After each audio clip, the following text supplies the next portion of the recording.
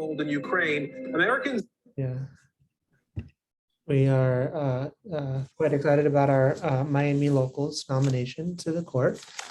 Welcome back, everyone, to day 2, part 2 of our 2022 Women in Politics and Policy virtual seminar. It is my great pleasure to get started our 2 o'clock session with the National Black Women's Reproductive Justice Agenda. And that's all that I'm going to say as I turn it over to our moderator, Angela Mott, to get things going.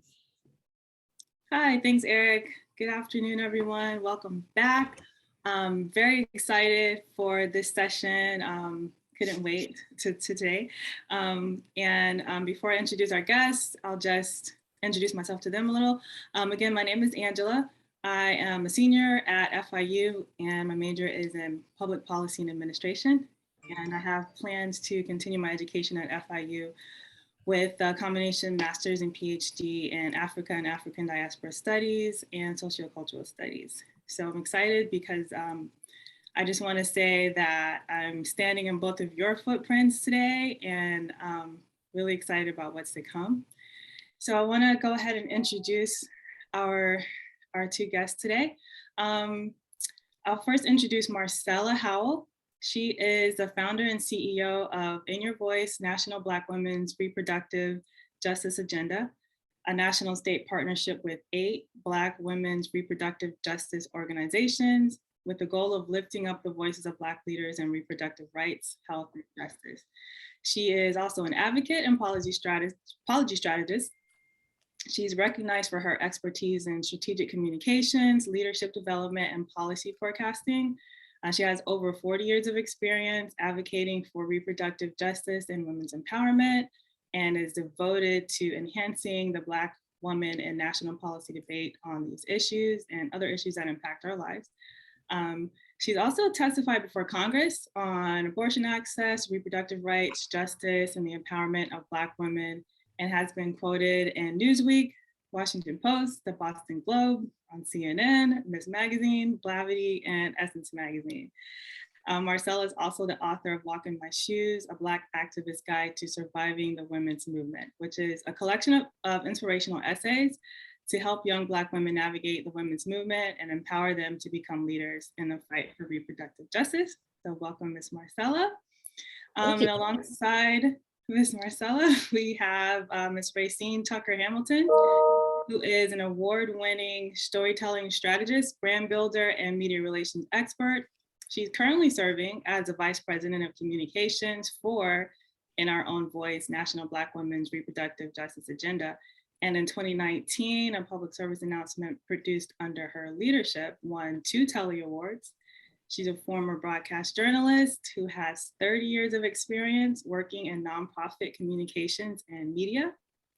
And she has served as a champion of women's issues. She's led campaigns that incorporated storytelling around global changes affecting women and girls on topics such as reproductive justice, disease prevention, food insecurity, and social justice. She's also a proud 34-year member of Alpha Kappa Alpha sorority, and she lives in Valley, Maryland with her husband, Mark, and their 2 sons, Mark and Adam. So welcome, Ms. Racine Tucker-Hamilton. Thank you both for being here. I'm going to jump right in because we have the privilege of having both of you at the same time, and I want to give you both a chance to talk and also my cohorts a chance to ask you questions and respect everyone's time. So my first question is, can you, and either one of you can answer first or jump in, tell us about your career path, your individual career paths, and then any career advice that you have for women, all women, in politics and public policy. Wow, okay. So I can tell you a little bit of, I'll just go first. I'll tell you a little bit about my career path because it's sort of paths in the plural. I went to school to originally become a writer, which I did eventually become in writing different things. But I also was a teacher at Washington University. for 4 years before I moved to Los Angeles, where I was then a writer for CBS television. And I did that for a while. And then I got slightly bored with it and decided instead that I would do politics, which I also did when I was at Washington University. I taught a course that was called Black City Politics, which for graduate students. And so I really did like politics, and I basically had students get involved in campaigns so that they could learn what campaigns look like, what campaigns did in relationship to reaching out to voters and stuff. So I decided I would do that when I was in Los Angeles, and I worked with a number of different members of the state assembly then, some of whom are now in Congress, some of whom were not. Like I worked with Barbara Lee, for instance, when she was working for a congressperson. She worked for Ron Dellums. I worked with Maxine Waters when she was in the state legislature, so I've known her for many, many years. And I worked with a number of other people. I did campaigns, essentially. I started working on campaigns. And then I worked at NARAL as the head of their California operation. And then I moved to DC. In the meantime, I got married, I had a kid, I got divorced, and then I moved to DC and also worked there in politics, and went to work for Maxine Waters when she was in Congress as well. So my paths have been many, but they've all been around public policy and trying to change public policy to help Black communities and Black women specifically. Even when I was working as a political consultant, almost all of my clients were women. And I was able to get quite a few women elected to the city council in Los Angeles. And at one point, of the 15-member city council, 8 of them were my clients who were sitting on the city council. So I never lost a campaign except once, and that was because he was kind of an idiot. So I expected him to lose. But all the people I worked with wanted me to run his campaign, and I kept telling them he wasn't going to get elected because he didn't know anything about his community to run on, but we did it anyway, but he did lose. And so when I was in DC, once I moved to DC, I worked for Maxine Waters. Then I went to work for an organization called Advocates for Youth. And I was the vice president of public affairs there. And during that time, I got the idea about starting a National Black Women's Reproductive Justice organization. And so once I left Advocates for Youth, I did a little bit more consulting. And while I was doing the consulting, I drew up all the plans and reached out to foundations to actually fund In Our Own Voice. And in 2015, we launched In Our Own Voice National Black Women's Reproductive Justice Organization. Now, we launched it with the idea that I would launch it and then hire someone to run it. But I'm still there running it. So, but I'm retiring this year. So someone else will be running it in the future in 2023. This is my last year because I figured, it's time for me to retire, mostly because I want to write again and just do nothing but writing. So that's been my career advice, my career path. My advice to people is, just because you go to school for something doesn't mean that's what you do all your life. I went to school and had my major in American literature when I worked on my master's degree. I never taught that when I was teaching at Washington University. And the one thing it did for me is it helped me to learn how to write and to write really well. And that's the only thing it really helped me. I had no intention of teaching it, but it was a good foundation. And then I went to law school and got a JD, but I never actually practiced law, never took the bar. I went to law school because I wanted to learn about law in order to do politics. And so that's my career path. And I don't know, I can answer questions about it in order to talk about advice to people because it depends on what you want to do. But that's my career path. So I'll turn it over to Racine and she can talk about hers. Thank you, Marcela. And Racine, if you wouldn't mind sharing a little bit about your career path. Sure. Thanks so much, Angela. That Marcela is always a very tough act to follow.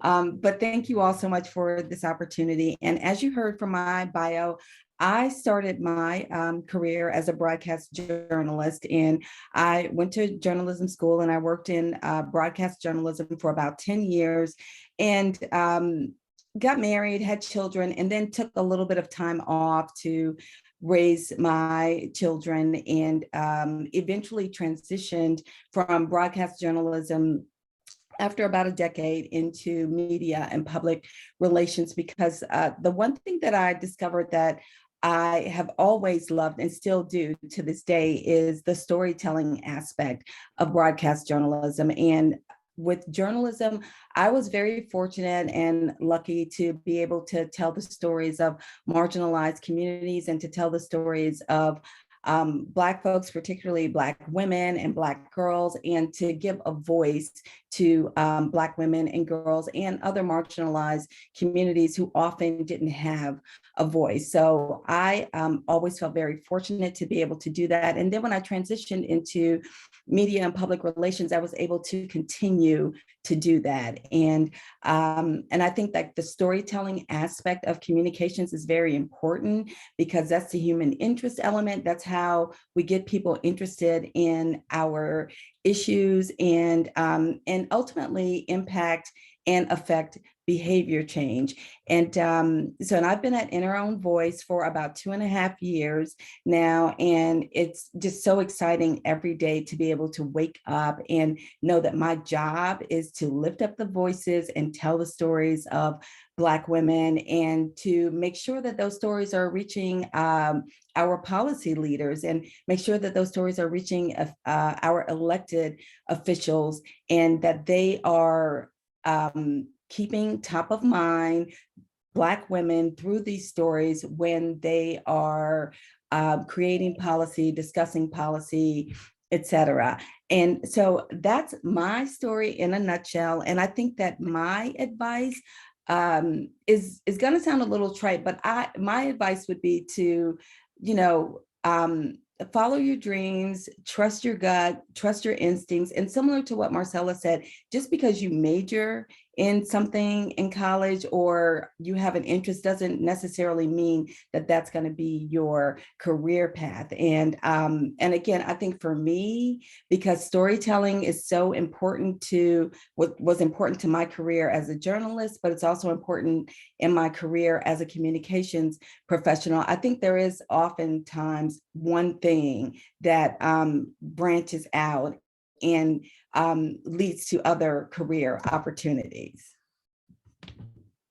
Yes, yes, yes. Thank you both so much for sharing your stories. And I always appreciate the journey and how the different turns take you to where you are now. And it's encouraging. And I also feel that it benefits you to have that diverse experience when you're in a role such as the roles that you ladies are in both now. So thank you for sharing that. Again, it's very encouraging to hear you don't have to stay in a box and you can branch out. So I appreciate that. So the next question, I'm gonna go ahead and ask Ms. Marcela. Your advocacy and agenda is very dense. It covers a broad range of really essential topics for the Black female community and the Black community. And I know that underrepresented voices and underrepresented populations are not always taken into consideration when policy is created. So in your current role, I know you're retiring soon, but in your current role, or even in your past, what have you seen as some of the more pressing challenges, or what's the most pressing challenge at the moment for you? Well, the problem we have right now is there's so many pressing challenges. And it's, and it's interesting because when most people hear the term reproductive justice, they think of birth control and abortion access. And reproductive justice is so much broader than that.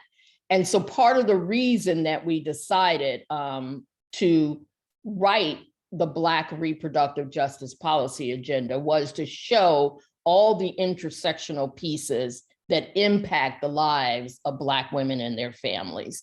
And we wanted to make sure people understood that. I mean, reproductive justice is grounded in human rights, social justice, and Black feminist theory. And it centers that kind of intersectional impact of race, class, and gender in terms of any individual's ability to live free from any kind of oppression.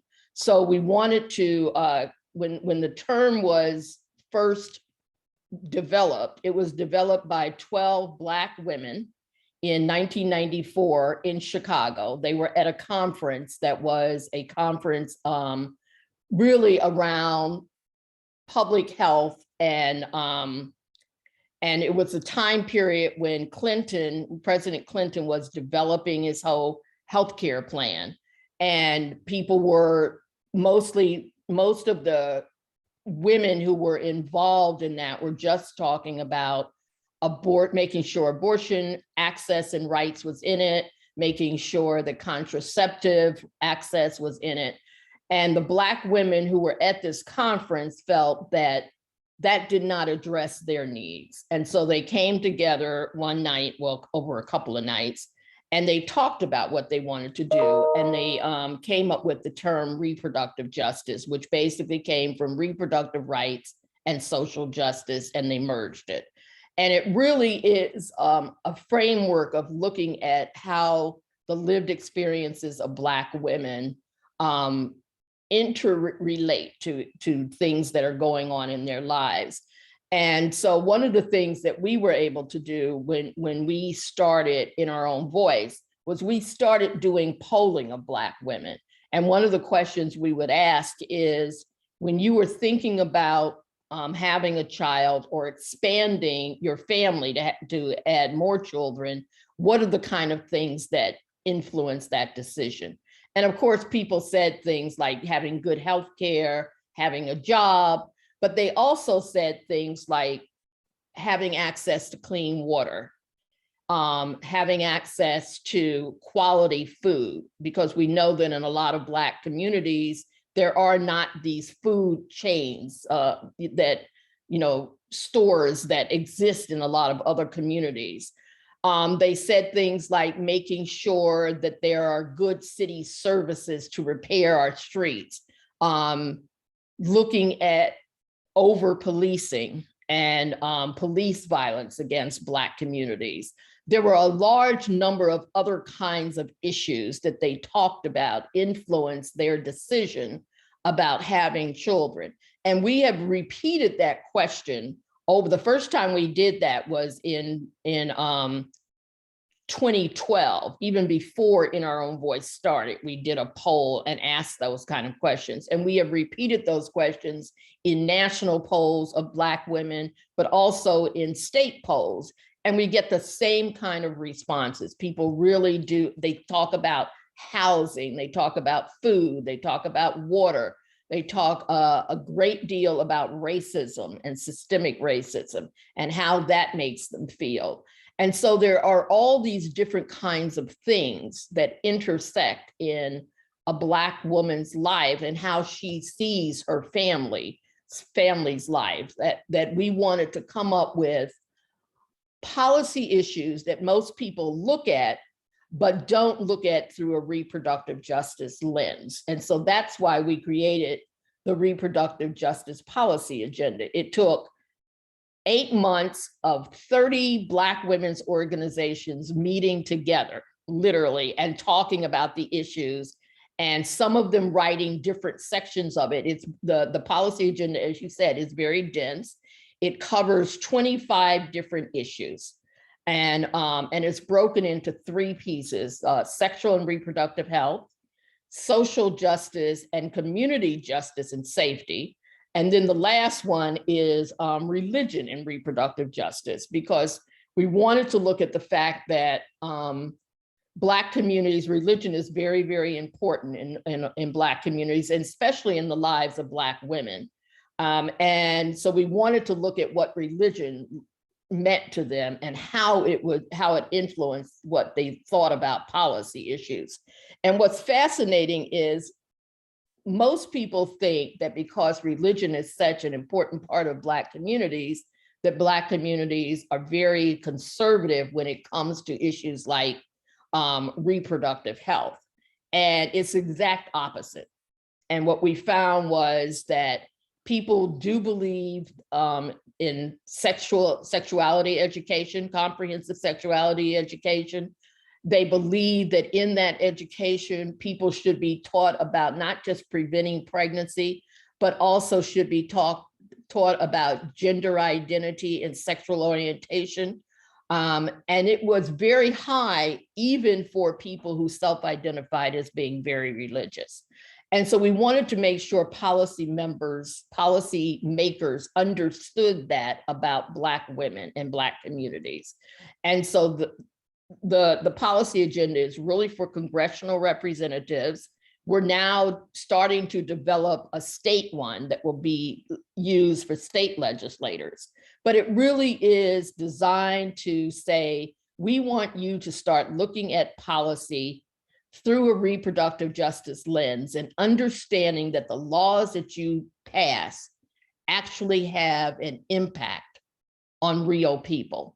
And if you look at some of the laws, like the voting rights laws that are being passed in states, policymakers know that those voting rights laws will prevent people from voting, and they don't care.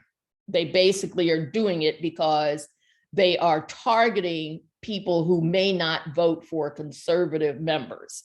And so they're trying to rig how elections will happen in order to ensure that they are always in power. And that's part of this process, is to say, we know that these laws that you are passing are detrimental to our community. So here, and the way that we change that is to encourage people to vote.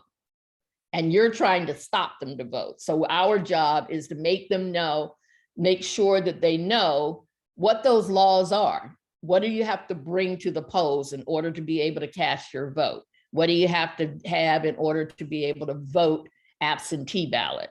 What are the laws that are currently in your state? And we send out these voter guides during an election cycle that explains all that to people. And we have a website that people can go on and click on their state and find out what the current laws are that will tell them exactly what they have to do in order to vote in their state and vote successfully. Because we've seen, like, for instance, in Texas just had a primary, and they threw out all these absentee ballots because they didn't quite match what people wanted, what the policymakers decided they should match. And so a lot of people don't know, but their votes didn't count. And so that's part of the problem that is happening these days. So that, I would say, voting rights is a big, big issue now. And being able to access full reproductive health care is a big, big issue. But even things like employment, or the laws that were just signed into law in Florida and in Texas, where people can no longer talk about LGBTQ rights in schools. All of those things, and they're being called "Don't Say Gay" bills. Those things also impact people's lives. And so that's what our policy agenda is designed to do, is designed to actually say, here are the laws that you are passing, here's how they impact real people. Thank you. Thank you. So I just heard a few things. I heard intersectionality, I heard framework, and downstream impacts of both a policy that doesn't take into consideration underrepresented voices and not being able to vote for policy that will take into consideration underrepresented voices. So that is very, very challenging to do. And for the group, I posted a link to the policy agenda. Eric sent that out earlier before our session today, but I posted it again just in case you haven't seen your email, so you can take a look at it when I say dense and the areas that Ms. Marcela just mentioned, what everything covers. So my next question is for you, Ms. Racine. Keeping the intersectionality of the Black female experience in mind, and all of those issues that are tied in together that Ms. Marcela just mentioned, what is the importance of effective communication to your organization's goals, and how do you practice it? Thanks, Angela. That's a great question. And I will, since we're talking about the Black RJ policy agenda, I'll start there and just share with you all some of the ways, because of course we have this amazing document, like Marcela said, that has been created by 30 Black women run organizations, and lots of months of hard work, research, et cetera. So the next thing that we want to do, and what my job is, and the job of my team, is to make sure that that information is spread very widely, and that we are getting this information out to a variety of audiences. And with the number one audience being policymakers, because we want them to, we have recommendations in this document that they can use when they are creating policy, et cetera. But we want this to be top of mind when they're creating policy. And so, for example, with the Black RJ policy agenda, what my team did was we had several ways that we were able to share this information with our varying audiences. So, you know, our main audience was policy members, members of Congress, but then we also wanted this information to reach Black women, since it was about them. And then also wanted it to reach members of the general public. Say, for example, we have a whole section on reproductive justice and religion. So wanted to make sure that that information was getting out to religious communities, faith leaders, et cetera. And we did a series of things, and we were very fortunate to have some ad dollars that we could use to get the word out. And so one of the things that we did was we ran a full page ad in the Washington Post, again, hoping that policymakers would see this and that it would grab their attention, but also that the general public would see it as well.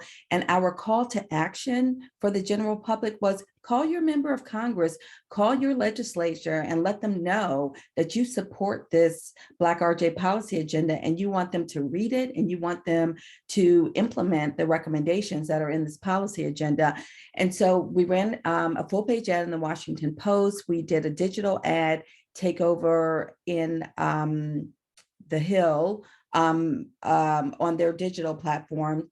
And we also ran ads in the Black press, because again, keeping in mind, one of our audiences are Black women. So we ran ads in the Black press, Black newspapers, and we also ran ads on radio, Black radio, and mainstream radio as well. We did a press release that went out to journalists and reporters to say, hey, this is a great story that you should write about. We have all of the elements that you need to complete a good story. We have human interest stories. We have the stories of Black women. We have quotes from experts. We have quotes from legislators, et cetera. And we also took all of that information and then, you know, chopped it up into bite-sized, digestible pieces to post on our social media platforms. And in our own voice, we are on LinkedIn, Facebook, Twitter, and Instagram and YouTube. So we had videos for YouTube and for Instagram. We had posts for all of the other platforms. And then we also created a social media toolkit, well, actually a toolkit that our partners and the general public could use as well to help us push out messaging. And so not only were we relying on ourselves to get the messaging out, we were then asking our audiences, okay, so after you call your member of Congress, then repost this or create this original post from this graphic that we have and post it on your platforms and share it with your audiences with the hope that they would then share it with their audiences, and we would begin to spread the word. And we did get some great media coverage, and you heard in Marcela's bio just some of the media outlets that she's been quoted in and reporters that she's been interviewed by. So we got some great media coverage. And the last thing we did that I want to mention is that we had Marcela write several op-eds that were placed in newspapers around the country as well, and national newspapers as well. Wow, that's a lot of work. Well, it's me and a whole team. So we're very fortunate to have several people in our communications department, which is just such a gift for a nonprofit organization. So it's a whole team of folks. Yes, that's awesome. I posted another link in the chat too to the op-ed that Ms. Marcela wrote.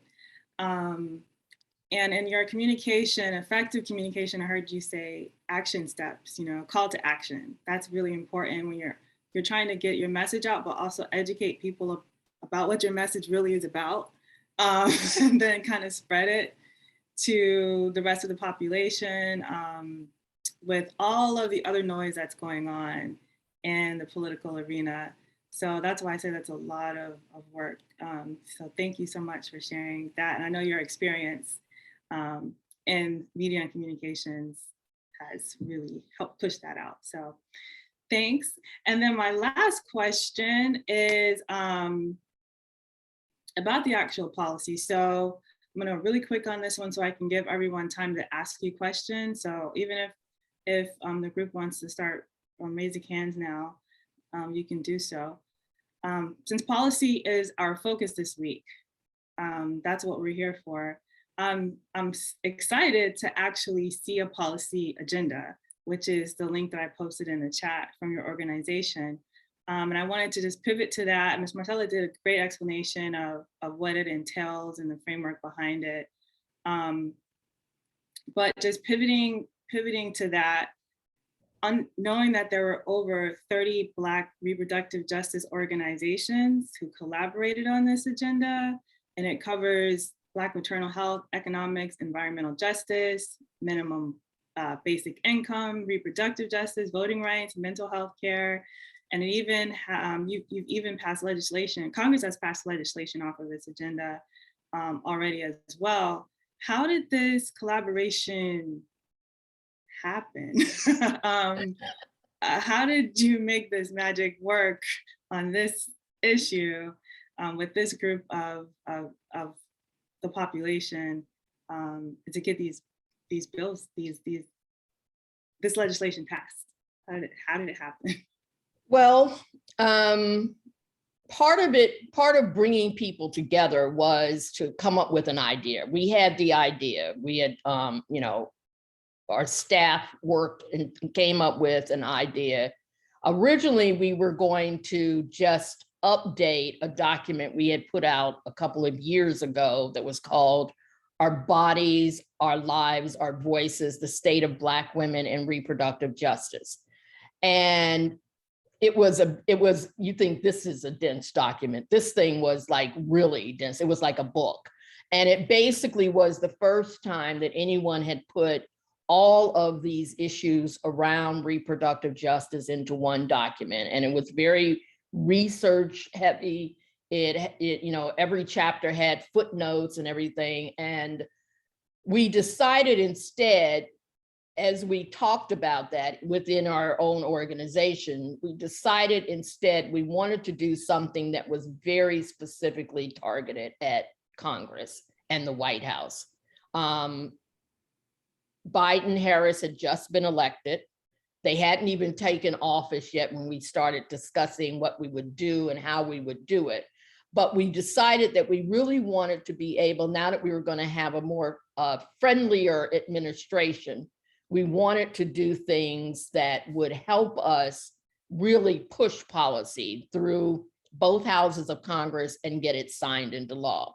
And we knew we might only have a short time period because one of the things that traditionally happens in Washington, D.C. is that whoever is in the White House, whatever party is in the White House, usually loses one of either the House of Representatives or the Senate in the midterm elections. And so we figured we're only going to have Democrats in control of everything for a very short period of time. And so that's how we got everybody to come to the table. We reached out to all these Black women's organizations. Some of them were reproductive justice organizations, not all of them. Some of them worked specifically just on housing and didn't call themselves RJ organizations, or they worked on voting rights, didn't call themselves RJ. And the first thing we had to do was, bring them together. And the reality is I knew most of the women who ran the organization. So we put out a call saying, come talk to us. We want to talk about something really great that we want to do. And then we talked about how the RJ frame encompasses all the issues that even they worked on. And so we wanted them to help us write this document and use their expertise if they were if they worked in the environment, to use their expertise to write the environmental justice section. If they worked in housing, to use them to write that. If they were in mental health, to help us write that part. We did not write it. We had them writing as the experts. And then and then some of the writing we did do because we were the experts on certain things. And we met over 8 months. They would write, we would edit, they would write new versions. We would meet to talk about the versions. We would meet and say, okay, we don't have anybody who works on this. Does anybody know anyone? And then we would reach out to those people. We had people who were in academia who wrote some of the sections. They weren't activists, but they knew the issue. And then our staff actually then looked at it and tried to change the voices and write it all as one voice, so that it was a document that flowed. But it was a heavy lift, but people loved it. People liked work. And, and normally when you bring people together, you get them to start working on something, then they fall off the way, as you go along. These people did not. They were jazzed. They stayed involved. They stayed writing. They even when we edited stuff and they go like, that's not true. And we'd say, okay, fix it. But it has to be shorter. Some people wrote us some of the longest stuff we would ever want to read. And you go like, okay, this can't be this long. We had given them word counts, everything. And we gave them a framework on how to write about it, what we want to do, state the issue, infuse RJ into it. If you can't, we can, and then write what the recommendations and some bills that already exist and ideas that you want to see made into bills. And that's what they did. And we're still working with these groups. I mean, we're still holding briefings on their specific issues now. We bring them together. Like next month, we're bringing some of the people who helped us write the Black maternal health policy section, and they're coming and doing a radio show with me on one of the Black radio stations and stuff to talk about Black maternal health. We're going to do the same thing on environmental justice. So we're actually giving them exposure as well around this policy agenda where they get to, talk about their expertise. And that's the way we did some briefings on the Hill with members of Congress and invited some of them to participate in that briefing. And so this is not a one-off thing. At the end of this year, we're going to update it based on what we know has passed. And what hasn't passed, we'll update it and do a new version of the policy agenda for the new Congress. Because after this midterm election, it'll be the next Congress. It'll be new Congress people. Some of them will be old Congress. The same members will be reelected, but some of them will be new, and we'll start all over again with a new policy agenda, an updated version. The other thing we were able to do is get the White House to adopt some of the stuff. Like in the president's Build Back Better plan that still hasn't been passed, we got almost all of the Black maternal health pieces in it. So there's a bill called the Momnibus Act, which is a combination of like 16 different bills put into one for Black maternal health. We were able to get that included in the Build Back Better plan. We were able to get the childcare pieces included in the Build Back Better plan. Some of the other areas and stuff, we've been able to get them to adopt different things into their racial justice plan that the White House has developed. So we have been working with both the White House and members of Congress on this and getting quite a few, getting a good pushback on it, getting good policies incorporated into both their policy work, and as well as working with some of the agencies and stuff. We worked with the environmental agency to get some environmental pieces in there, specifically around heat and pregnant women, Black women, because one of the things that happens is that the heat index is usually higher in a lot of Black communities because they don't have as many trees planted. So the heat index goes up, which means it's a heavier burden on Black pregnant people. And we've been able to get the environmental agency to really look at that and to think about it and think of, even the infrastructure, the stuff dealing with building roads and stuff. We were able to make sure that Pete Buttigieg understood that what happened with highways in the past is it would split Black communities right down the middle. And so Black communities would be destroyed because people would come in and build highways and they would take Black people's land. So we're having a dialogue with him about improving roads and improving better access for Black communities to what is on the other side of the highway or the other side of railroad tracks, which is usually a wealthier white community. So we've been talking to his.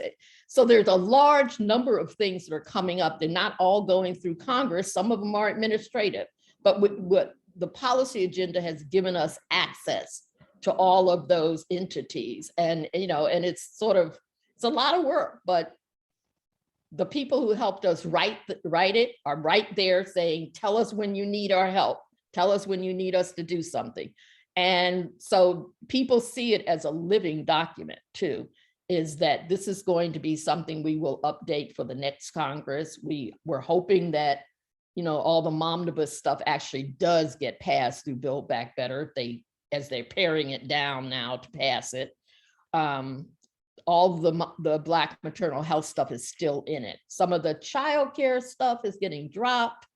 Some of the, paid leave stuff is getting modified, but some of the other things are staying in it. Thank you so much. That's it's a comprehensive agenda. So just two quick things before I start pulling you guys in for questions. We have another session at 3. So would love to get everybody who has a question to get their question in so we can have time for the next session. And also Ms. Marcela and Ms. Racine have asked if they could take a screenshot of our group for their social media. So if you guys, if hopefully you are all okay with that. If you're not okay, let me know in the chat. And then I'll go ahead and we'll get to the questions. So Jamil. Thank you. This question is for Ms. Marcela. My name is Jamil. I'm a senior at FIU studying political science and international relations. I plan to pursue a master's degree at FIU and continue on a law school. So my question kind of comes in with a little bit of an introduction. So basically, I believe that marginalized communities should come together and collectively fight for all of their issues. And essentially, in my belief, it is that we should work together to secure voting rights in the forefront, and that will allow us to tackle on all of the issues that we all have. So basically, Ms. Marcela, I wanted to get your take on what are the sort of propositions that you and your colleagues have devised for voting rights Any other issues that you would like to throw in there? Okay, great. That's a good, and you're the one who put in the thing that Georgia introduced one of those don't say gay bills. Yeah. It's like, yes, that's the thing that's interesting about what we see happening in many of these states with these, these anti almost anyone who's not a white Anglo-Saxon straight male, is that the bills get introduced and they just go across states. And it's because there is an organization that writes all this stuff. It's a conservative legal organization that writes all these really bad bills. And then they get these conservative state legislatures to introduce them and conservative governors to sign them. So one of the things that we have been working on with organizations that we collaborate on, we have a collaboration with the National Latina Institute for Reproductive Justice and with the National Asian Pacific American Women's Forum and us, that's called Intersections of Our Lives, that looks at issues and how they intersect across racial groups. And we do joint meetings on the Hill with policy members, and we go together. We go to like the Hispanic Caucus, and all three of our organizations go, and we talk about how these things intersect. We work with the LGBTQ task force on things that intersect LGBT or gender expansive people of all races, and we talk about what kind of issues we can work on there. We've done a lot of writing specifically and fact sheets on what we call queering reproductive justice, which specifically looks at that. And we've done, some of our staff has done workshops at Creating Change that is specifically around this. Some of our fellows have done workshops there to talk about how issues intersect, because one of the things that also happens is because religion is very important in Black communities, people have this perception that issues dealing with gender expansive people are not really acceptable, and that's not true either.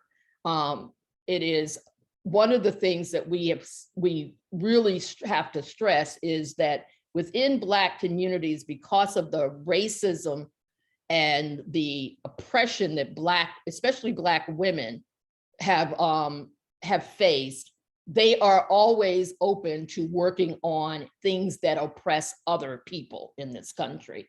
And so you saw Black women at the border, for instance, when they were separating Hispanic families, children from their parents.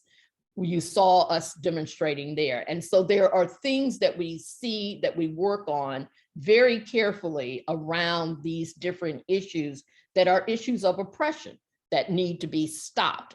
And voting rights is another thing that is one of those things, because the voting rights bills that have been introduced don't just impact Black voters. They impact Native and Indigenous people in Arizona, for instance. They impact Hispanic voters in Texas. They impact young people all across, because some of these bills basically say that young people cannot vote, cannot register to vote in the states where they go to school, where they're going to college, which is ridiculous. So, because you can always register wherever you live. And if you're at a college for 4 years, of course you should be able to vote there. And so voting rights is a big piece where there's all kinds of collaboration right now. And a lot of the work that we do with intersections of our lives is voting in states. Thank you very much. You're welcome. Ashley?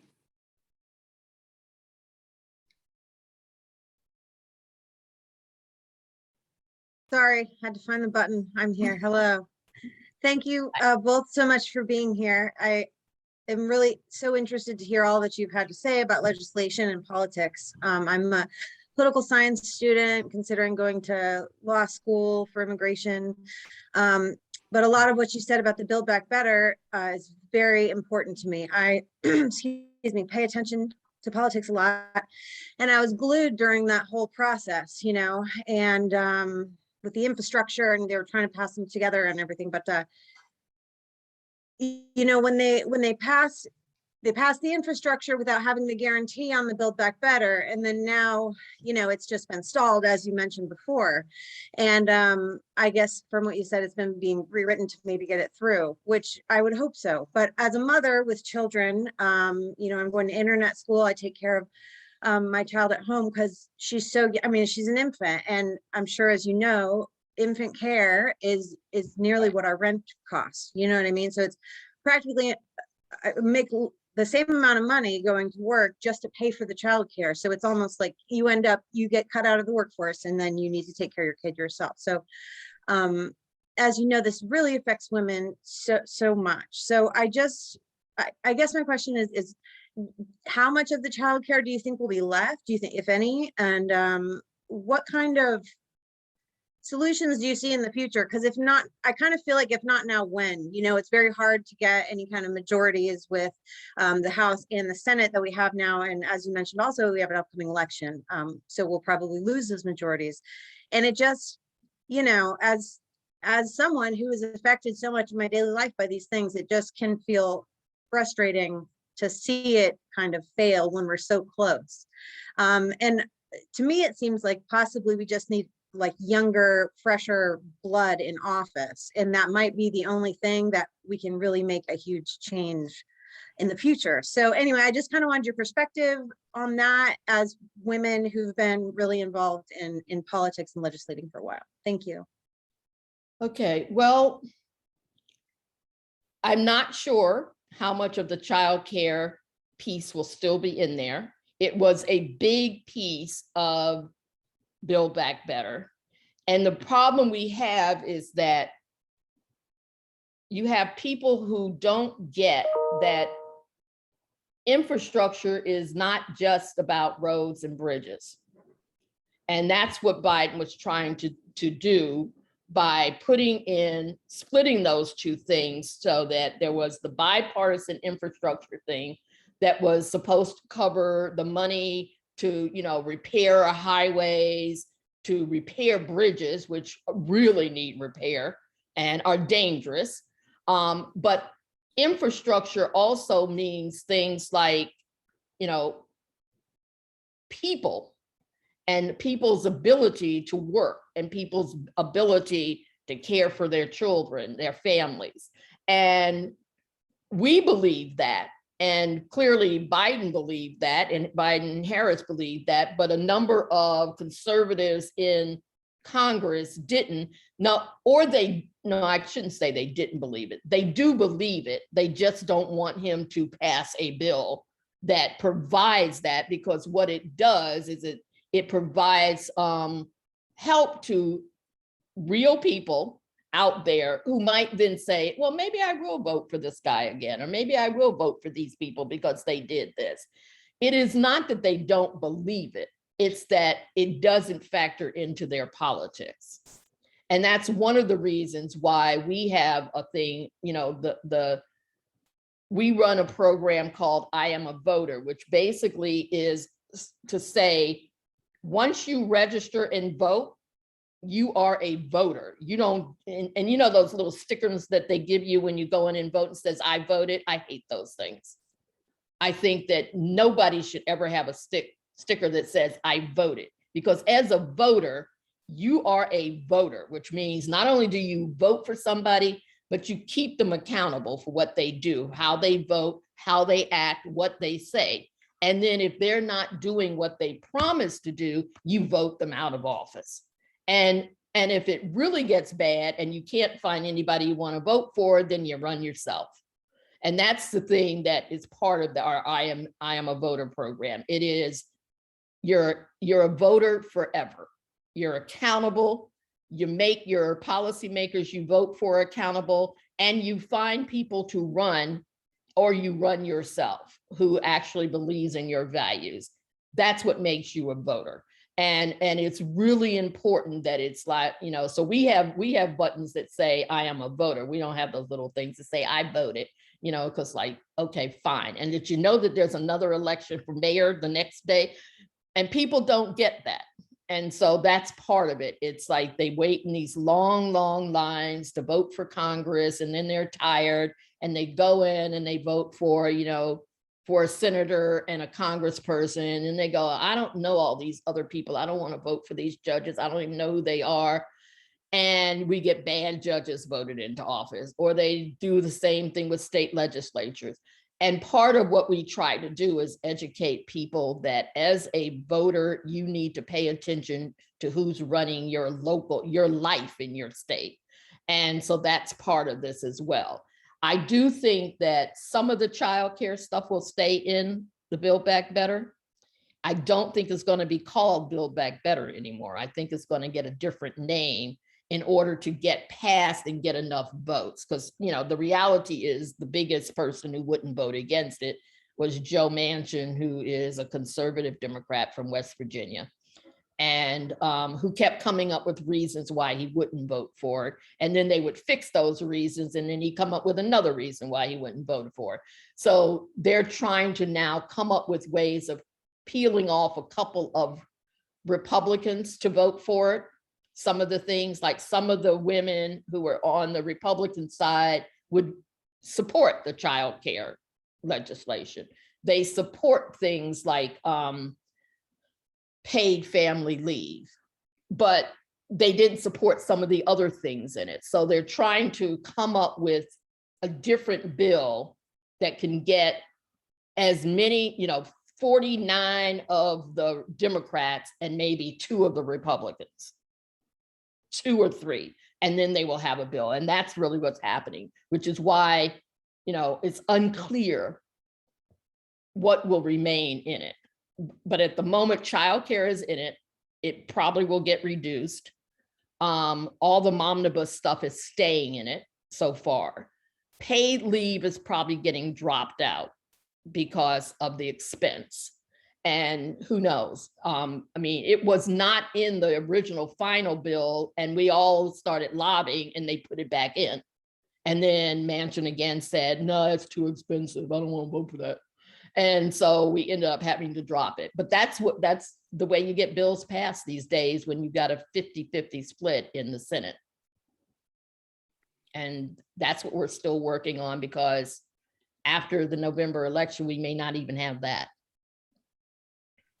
Well, thank you for your work on it. As a little person down here who would benefit from it, I really appreciate all the work you guys do on that. You're welcome. Thanks, Jamil and Ashley. And I have one more question I'm going to try to squeeze in for like right on time, if you could answer it. It's from Alexandra, and she says, given your experience with In Your Own Voice, and it's on the topic of religion, do you believe religion has more of an influence on reproductive justice for Black women today versus years past? Does it look different today, or? I think it looks different. And the reason why I say I think it looks different, I don't think it has ever been as stringent and rigid as people believed it was, because one of the questions we've been asking for a year is, if your minister tells you X, is that how you would vote? And what we're getting, and it has to do with a lot of the different social issues. So if your minister is against comprehensive sex education, does that sway your vote? And what we found was Black women were saying no, because he doesn't know anything about that. I'm dealing with my kids. Or if people would say, I would support women, while I would not get an abortion myself, I would support the right to get an abortion, even if my minister opposes it. So there are things that, churches will say, and ministers will say, that their congregation goes to that church, but that's not the way they would vote. They would vote to support. Black women are probably the most progressive voters in this country. They support progressive social issues, always have. And they're the people who are in the forefront doing it too. So they're going to continue to vote it. But religion or spirituality is very important to their family and their life, how they run their household. Thank you. That was a tough question to answer. Thank you for answering it. I just want to say thank you again so much. I am nipping at your heels, following in your footsteps. I'm coming up next and I'm excited. Thank you so much for your work for the betterment of the Black female community, but which leads to the betterment of our country. And that's a message that I hope everyone starts to receive. I just want to support everything that you do. I wish we had more time, but we don't. We have another session coming up, but I did want to remind everyone that you all wanted to take a screenshot of us still, correct? Oh, okay. Yeah. Yes, please. So if everyone could just give a quick smile, I will grab it really quickly. Alrighty, 3, 2, 1. Thank you all so much. I appreciate it. And I dropped our website and our social media handles in the chat. So please follow us on social media, check out our website, and subscribe to our newsletter for policy updates and other great RJ updates. And please feel free to reach out if you have any other questions you want to ask. Just, yeah. Thank you both so much. Angela has our email. Yeah, we'll pass them on. Thank you both so much from FIU as well. And Racine, we're FIU DC on Twitter and Instagram when you post that. And of course, we have to thank Angela for doing a fantastic job leading this session. So thank you to Angela as well. Thank you, guys. Good. Record. All right, welcome back everyone to another amazing session of our 2022 Women in Politics and Policy seminar. The rest of the sessions over our 3-day seminar have been fantastically moderated by our amazing student participants, both because I am personally very fascinated by the role of think tanks in Washington. I've had the opportunity to work with Cato pretty closely over the past year, both in having one of our interns at Cato, and this is the at least third fly-in that has gone to Cato. 2 of them have been in person in the past half a year. I wanted to take the organizer's privilege to lead this conversation myself, and it's a pleasure to meet both of you, Cathy and Gabriela, as I love having good friends at Cato. So I'll do brief intros of both of you. Cathy Young is a senior fellow at Cato. She writes on a wide variety of cultural and political issues, including gender issues. Those include equal opportunity in the workplace, sexual harassment and sexual assault, domestic violence and child custody, freedom of speech and intellectual tolerance, diversity, education, as well as Russian-US relations, which my questions will remain pretty general to our topic, but there very well could be some Q&A on that, I presume. Sure. Young is a weekly columnist for Newsday, associate editor at Arc Digital, and a contributing editor at Reason. She's the author of Growing Up in Moscow and Ceasefire, Why Women and Men Must Join Forces to Achieve True Equality. So could not think of a better Cato representative for our this particular Women in Politics and Policy seminar. And Gabriela Calderon de Burgos is a research associate at Cato's Institute for Center for Global Liberty and Prosperity, which is where our FIU student Luis interned last semester, and is the editor of elcato.org, the Cato Institute Spanish language website. Since 2006, she has been a regular columnist at El Universo of Ecuador. Thank you both so much again. Thank you. And to get going, yeah, thank you both. To get going, before I get into some question for each of you based on your specific roles at Cato, we did have some pre-sessions with the group that got into all of the different sorts of organizations that operate in DC, including think tanks. But I would love from both of your perspectives of what role do think tanks in general play within Washington's greater public policy ecosystem, and Cato specifically. What is Cato? What philosophy and ideals does Cato specifically promote and uphold as an institution, in either order? Do you want to start, Gabriela? You go ahead, Cathy. You go first. Okay, well, yeah, I just wanted to say, first of all, I am sort of new at Cato, but also in a way, we kind of go way back because in various ways I have been working with them since like the early 90s. But I actually just joined sort of formally very recently as a senior fellow. So, you know, I may not be as familiar with sort of the inner workings of Cato as I'm sure Gabriela is.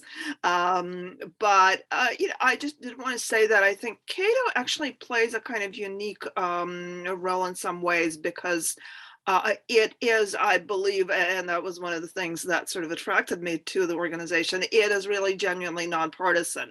Because with a lot of organizations, you can sort of easily predict, you know, where they will line up. And, you know, if the political winds shift, you know, they will sort of shift with the political winds if they have an allegiance to either the Republican or the Democratic Party. Cato, I think, genuinely takes a stand on the issues. It sort of in a nugget, it essentially promotes a liberty-oriented perspective to both economic and personal freedom issues. And it has sometimes been called conservative because it is generally quite opposed to government intervention in economic processes. And on those grounds, I guess, you know, that's usually considered fiscally conservative. But it is also, it has been really consistently a very, very quote unquote liberal in its approach to a variety of social and personal freedom issues.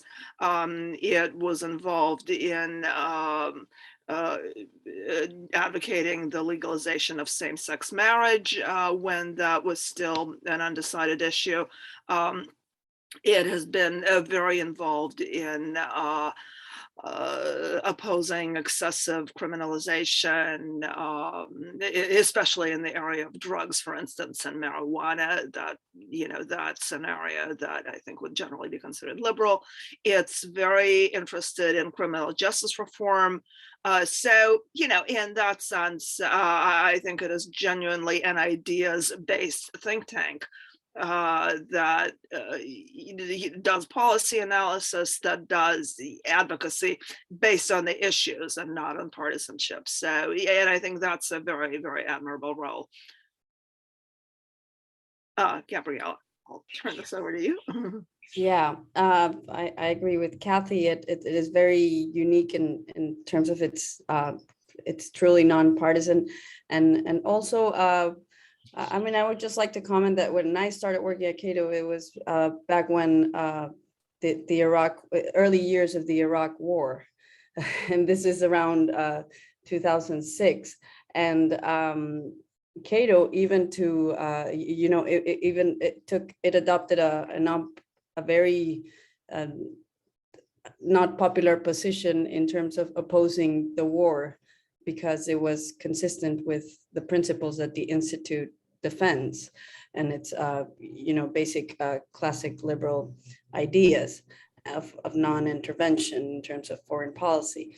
And so I think that was interesting, because that's when I started at Cato, and I saw that it was they really meant what they said, because it was difficult, and there was some backlash in terms of some of the donors that did not agree with the Institute, the stance of a lot of the scholars at the Institute on that issue, but they stuck by it. And, you know, the test of time after the war went on, then Cato gained credibility in terms of, you know, the test of time, like, gave reason to those positions in terms of, like, it not being a worthy war for the United States. So I think, I mean, I just remember that was at the time that I started working at Cato. And also in terms of Latin America, I don't know if a lot of people listening on here are interested in issues regarding Latin America. The idea of you know, libertarianism is very foreign to most Latin Americans. So you have either conservatives or leftists, and so the trying to introduce to you know, a general audience the concept of libertarianism was very appealing to me, and that's what I've tried to do with my position at Cato in terms of our communication strategy to a Spanish-speaking audience. Thank you both, and both of your answers, really showed what brought you to Cato, what issues it took a stand on that drew you to there, and especially Cathy, with you mentioning that you're new in a formal role but have been engaged for so many decades.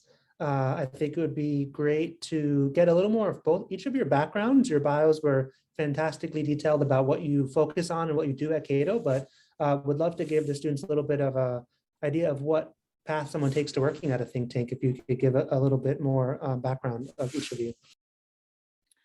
Sure. Well, I guess since I started the first time, I will just keep doing that.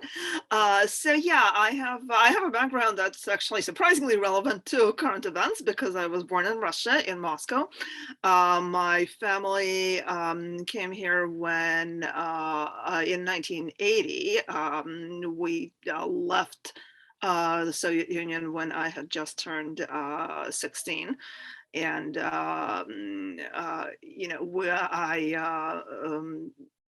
basically, came here as an immigrant from a communist dictatorship. So, that was also at the time sort of quite relevant to the Cold War conflicts that were going on. I think, refugees from communism generally do tend to be drawn to a pro-freedom outlook. So, I was when I was in college, I went to Rutgers University here in New Jersey.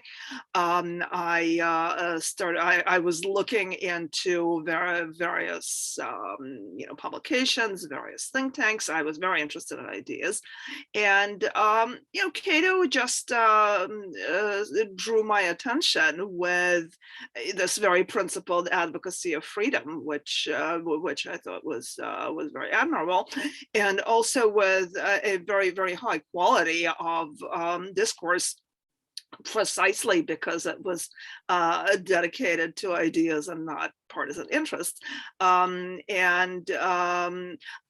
should also note, by the way, sort of relevant to the topic of women in politics, which is the subject today, that one of the first things that captured my attention about Cato is that it had this very interesting collection of essays about feminism and liberty, and sort of individualist libertarian feminism.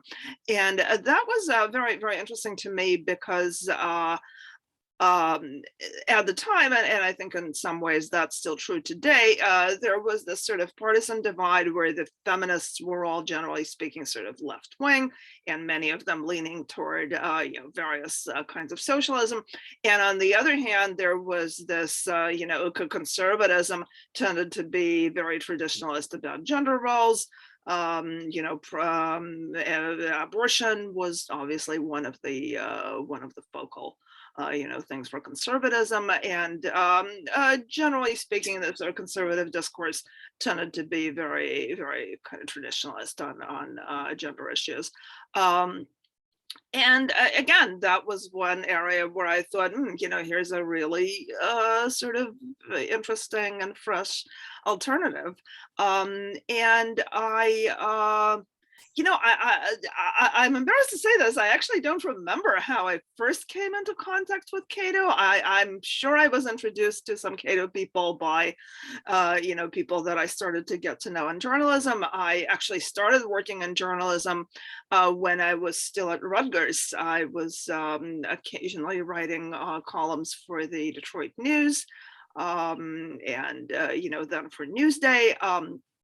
I met various people. I met some people at the Wall Street Journal who I think had connections in Washington, and I think that was how I got to know the Cato people. And I think the first time that we actually worked, that I worked with Cato on anything was Russia related. It was 1990. It was when the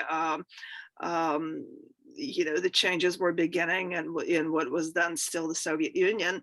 And Cato did a conference in Moscow in October 1990 I believe it was called The Path to Liberty. And they were looking for someone who could who was bilingual, who could do translating, who could, do some PR for them and, reach out to the Russian press. And, I fit the requirements pretty well.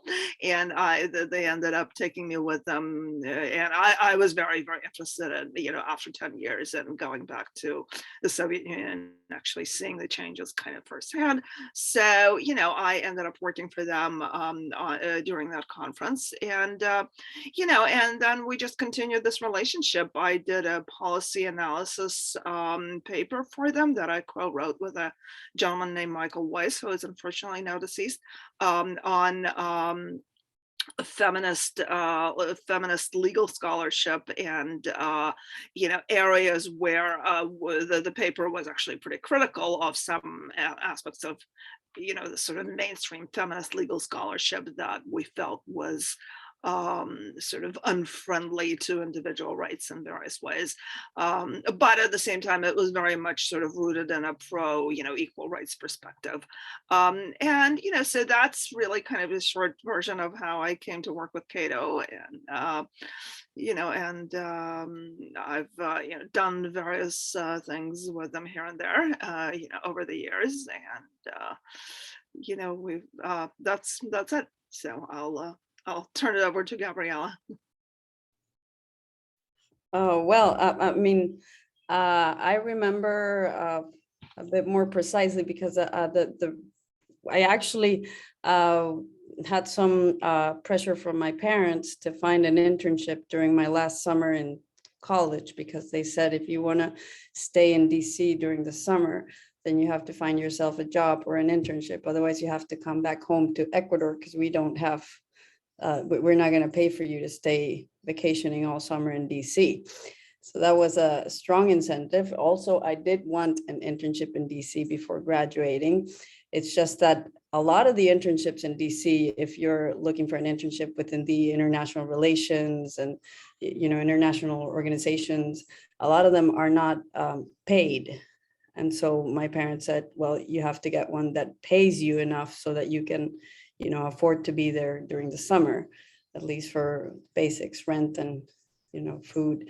And so I actually wanted to get an internship at the Organization of American States or at the UN or at Human Rights Watch. And I was very interested in ideas like Cathy. I come from Ecuador. My dad is an economist. My mom's always been in business with mostly imports. She had stores and so between my dad and my mom and the problems with the exchange rates when we had our own currency, the sucre in Ecuador, it was a constant discussion, and I grew up listening to all that. And so I was interested in ideas, but also there was this incentive issue that summer in DC that I had to choose an internship that paid well, and I was interested in like I said, those other like IR types of internships and jobs. But my dad said, if you go into those, you're not going to be able to do a principled defense of the ideas you believe in, because a lot of the times those are partisan things and it depends on the government that appoints you. And these are very political jobs and positions. They tend to be, at least. And so you have to choose. It's up to you. And then my mom was like, well, and also there's the issue of, you need sustenance during that summer, so find a paid internship. And so it ended up being that my dad, who was a big fan of Cato's work, he said, well, you could try applying here. You could also try applying, and I ended up applying to 15 different internships.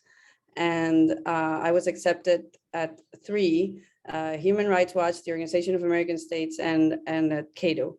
And the only one that paid a stipend was Cato. And so I have to confess, I was not, I thought it was a group of conservatives.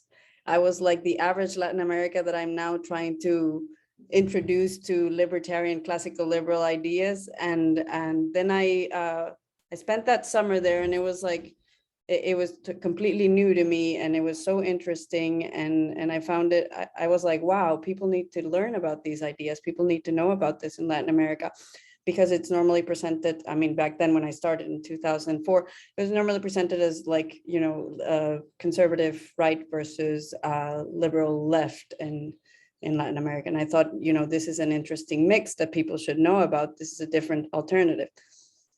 And that's how I started. And then I also switched my entrance in terms of my major for my grad school. Like I wanted to do more international relations, and then I veered more towards development. And so I did a grad school on international commerce and policy.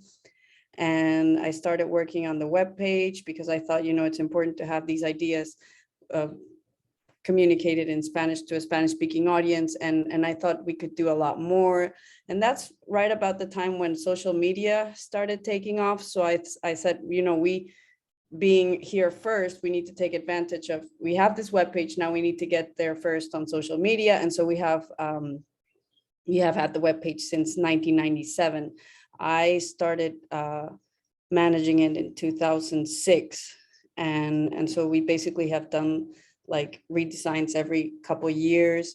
And we also started doing events for Spanish speaking students in Latin America. We've had more than 15 Cato universities in Latin America in different cities. And so we basically started going from the webpage into all these book forums, seminars, and basically we tried to do a little bit of education. It's more like our website in English, libertarianism.org, that tries to teach concepts and history of classical liberal libertarian ideas. We tried to do that in Spanish and mix it in with what's on the news. So for example, last week we were translating Cathy's op-ed on Ukraine and how it's a conflict between authoritarianism and the free world. And so we tried to get this to Spanish speaking audiences. Sometimes we even talk to newspapers editors so that they can reproduce these op-eds in Latin American newspapers. And what we also do is, I mean, what I do is I write for El Universo, which is the major newspaper in Ecuador. I write a weekly column, and it mixes well with my job because I translate a lot of Cato's scholars' op-eds and some of their essays. And so then I get to find out and get topics for a weekly column. I mean, as Cathy might relate, it's hard to find a topic every week.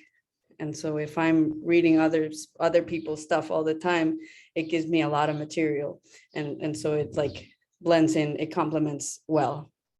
Well, you know, sometimes it's hard to find a topic every week. Sometimes you know, like now you have this avalanche of topics where I feel like, you know, right now I could write, you know, 10 times as much stuff as I actually have time to write. So, you know, it's, Yeah, it all depends, but it sort of goes in waves, so to speak.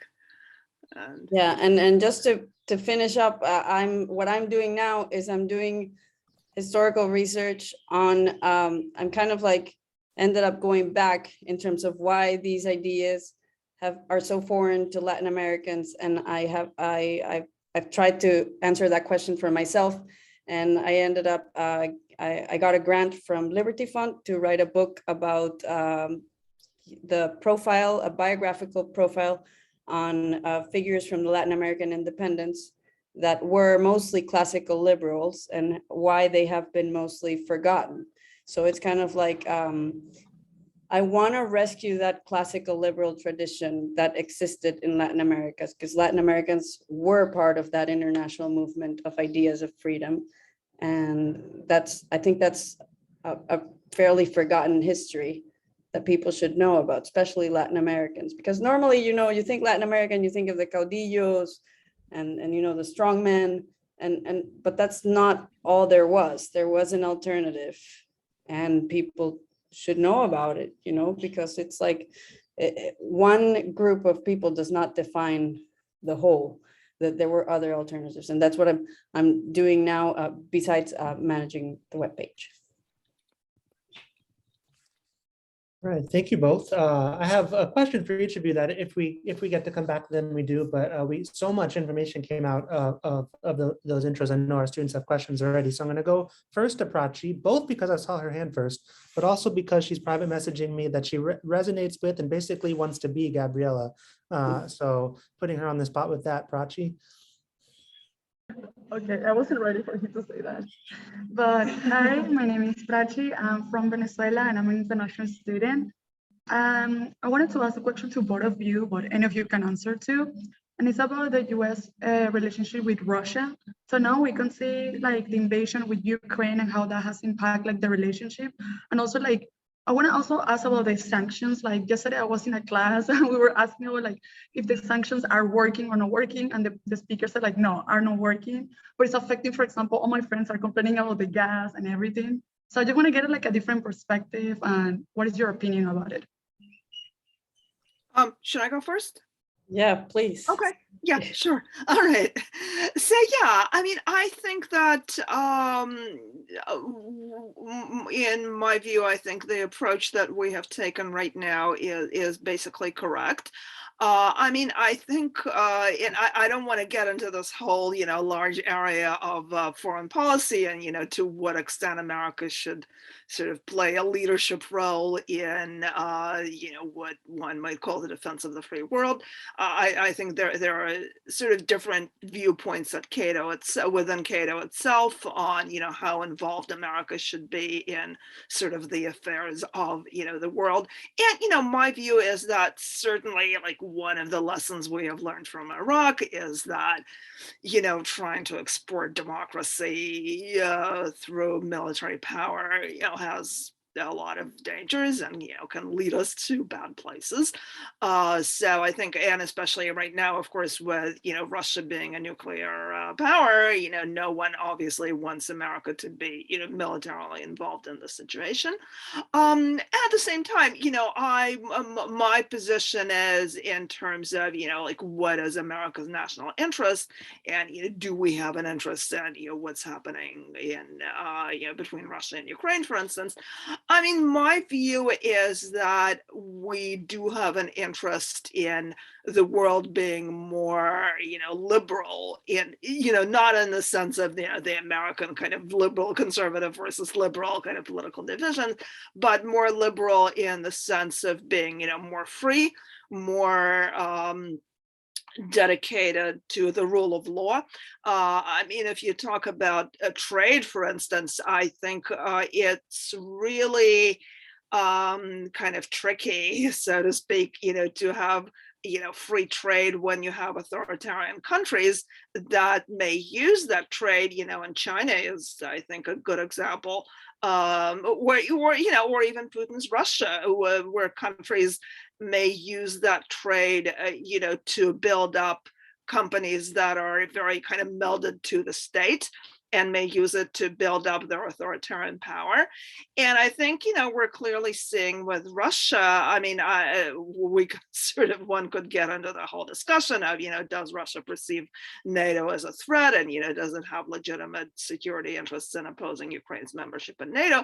I mean, I think there's a very, very good case to be made that the real concern of the Putin regime is to, not have a functioning liberal democracy across the border, because, that could also stimulate unrest at home, and that could stimulate, more, a stronger liberal, pro-democracy movement at home. And, Putin is essentially right now, running this sort of crony capitalist, authoritarian regime, which in some ways is actually quite similar to the ones in Latin America, where, it's not necessarily about ideology, it's about a, clique of people who control, a huge amount of wealth and do not want to allow functional opposition. So yeah, I mean, I think it is very dangerous to have a regime like that being able to essentially dictate its will to other countries. And I think sanctions are, I mean, I think it was especially sort of ingenious to adopt the strategy where a lot of the sanctions are directed not at the general population, but at the elite that that has these massive assets. And now they're in this position where, they have all these villas and yachts and, bank accounts in the West, but they can't get to them because they're under sanctions. I think that's kind of brilliant. So, the hope obviously is that there will be pressure from within the elites for the regime to reform. Is that going to happen? Well, I hope so. I think I really do think that there's going to be some kind of change. And, unfortunately, it is very difficult to do this without hurting the average person because, right now we have a lot of, people who may not necessarily support this war who suddenly find that, their credit cards aren't working and so on, and that they can't, fly abroad because the European airspace doesn't allow flights from Russia anymore. But, I do think that in a way, I think it can sort of shake a lot of people in Russia out of their complacency because a lot of the, and it's interesting that the post-Soviet period, a lot of, and I was there, I made several trips to Russia in the early 90s when, I saw the tremendous interest in change and the tremendous amount of interest in, having what people called at the time a normal society, i.e., a society that isn't, very rigidly regulated by the state, a society where people have, a private space, so to speak, of, freedom and, access to consumer goods, the ability to sort of choose your own your own path in life, so to speak, if you wanted to be an entrepreneur, if you wanted to go abroad, there was just, again, this really tremendous surge of, pro-freedom sentiment. And unfortunately, that didn't work out so well. I mean, we could really get into a lot of reasons that it didn't work out so well. I mean, unfortunately, the privatization was very corruption riddled from the beginning, and I think it did sort of compromise in the eyes of many people the idea of freedom because I think for a lot of them it sort of the conclusion that they made was that, well, freedom is a small bunch of people who were previously connected to the government, grabbing government assets and turning them into their private property and kind of screwing everybody else. So, that was a very kind of unfortunate disillusionment.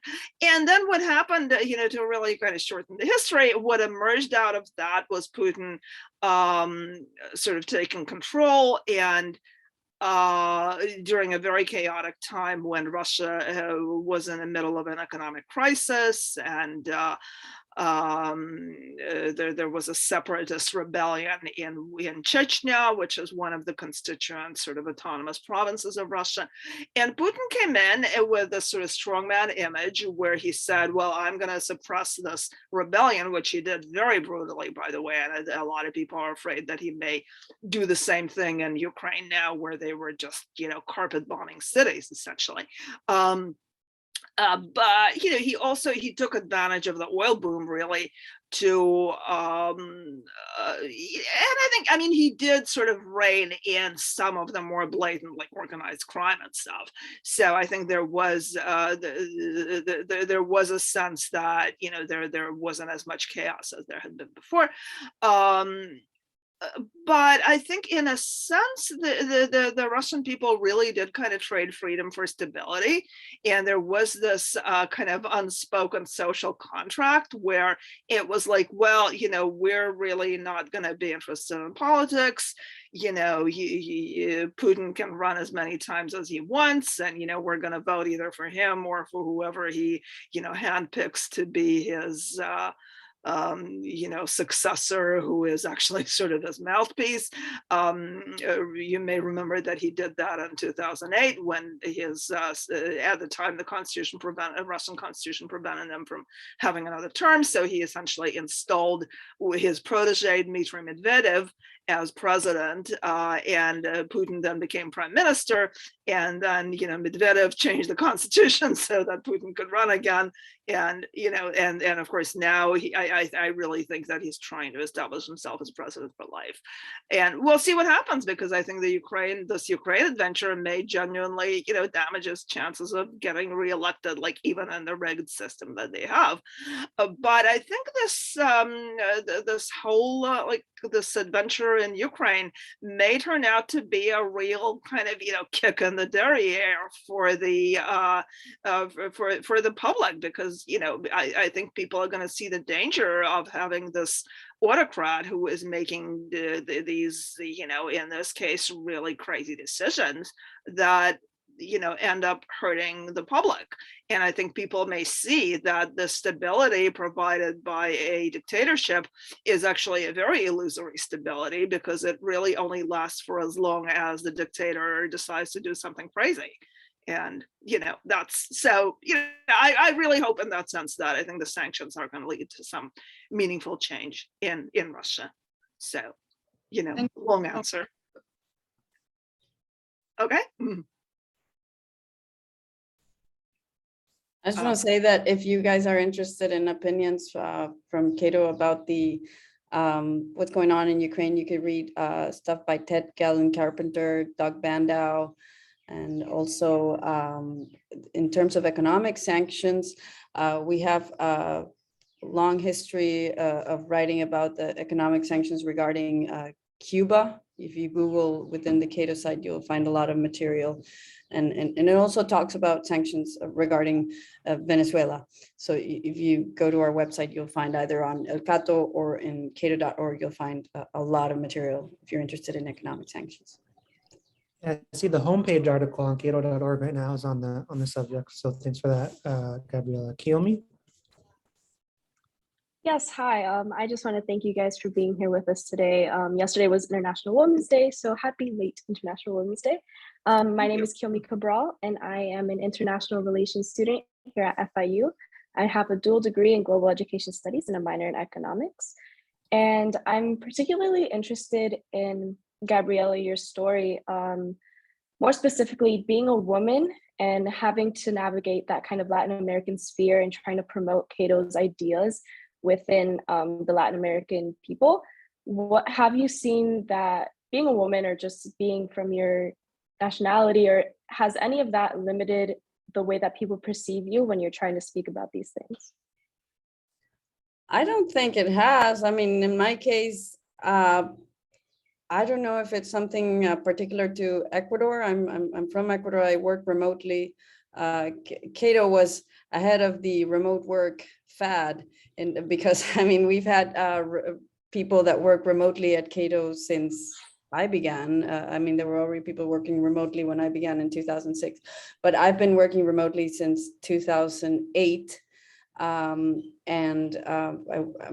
hometown Guayaquil, where I work at, there's a lot of participation of women in politics. It's been like that since I can remember. And my mom has always worked. My grandmother was also a working woman, and so I this whole talk of like women being oppressed or having less rights or something, it's foreign to me. It's not part of my personal experience, but I understand it happens in other cases. I'm not trying to disparage it, but I'm just saying that I don't think we have that situation, at least in Guayaquil, for most women. And what I do find is that because economics and politics tends to be more populated by men in power, that you tend to stand out more. But I stand out not so much because I find I stand out not so much because I'm a woman, but because of the viewpoint, the viewpoint that the classical liberal libertarian viewpoint has the advantage, and I tell this to you as students, it has the advantage of giving you the edge that you're going to stand out, because most likely you're going to be the odd one out. Most people are going to be on the conservative or the statist side of things, and you're going to be, well, I have a different viewpoint. It's kind of like a think outside the box type of idea. And that has helped me get a lot of attention. In fact, a lot of people in the beginning, you know, they said, well, this is crazy what this person is saying. And I started writing when I was 21 in the paper. The average age of the people, and the reason I started writing was because, and I recommend to everybody, the internships at Cato are amazing. That's how I started at Cato, with the internship. And part of the exercises that we do with interns, I don't know if they still do it, probably Luis, who is connected, can corroborate, but they used to have this exercise that you have to prepare a public speaking point on a position that you have to explain in like 3 to 5 minutes. And also you have to write an op-ed, like responding to a newspaper article. And then it gets criticized and all red ink, and then you have to correct it and learn how to do it right. And so when I did it, Tom Palmer was part of the internship program, and Tom Palmer said, well, you guys finished it. You can go ahead and send it to a paper in your hometown and publish it. And I thought, well, that's a good idea, because I already did all this hard work, and it was really hard to take in all that criticism in front of all my intern classmates. And so I sent it to the newspaper in Ecuador, and that's how I started writing my weekly column. And when I started writing, I was one of the few women on the opinion page, and I was younger than the other writers by like a couple decades. So that caught people's attentions. And now I'm actually embarrassed about those first opinions that I wrote, because, you know, when you're young, you write with such certainty about things that you know very little of. And so, but the thing is, like, I have loved having that column. It's been a extremely educating, humbling experience. And I keep doing it because I learn a lot from my readers, and I learn a lot from mistakes I made myself. And also I think it's the best way to craft clear ideas. Sometimes if you can't get a point across straight in a few words, it means you probably don't understand very well yourself. And then you have to go back and rethink it. Okay, thank you. Sure. Thank you both, Danielle. Hello. Hi, Cathy. Hi, Gabriela. Thank you so Hello. much for bringing Cato to FIU in DC. I'm just learning of the organization. My name is Danielle Holler. I'm a senior at FIU studying sustainability and the environment. I have an interest in public health policy. And I have 2 questions. Am I allowed to ask 2 questions? I think so. I mean, Okay. I'm good, you know. All right. But- The first question is, Cathy, I noticed in your bio there was mention of intellectual tolerance and freedom of speech. As a woman, speaking freely has historically made women out to be disruptive. Would you please explain what intellectual tolerance is and share more about what Cato is doing in light of intellectual tolerance and freedom of speech? Sure. Yeah, well, I think when we talk about intellectual tolerance and freedom of speech, there are obviously 2 dimensions, one of which is specifically, you know, the lack of or not having government constraints on speech. And, you know, that's obviously in the United States, you know, that's a First Amendment issue. And I think, you know, we can all agree that, you know, there shouldn't be, you know, laws that restrict speech. And obviously there are going to be, you know, specific issues where you can disagree on, you know, whether something constitutes a government imposition on protected speech, like, you know, how much protection should there be, for instance, for, you know, speech in the context of public schools, where, you know, traditionally school boards have had a lot of authority to regulate, you know, what is taught as part of the curriculum.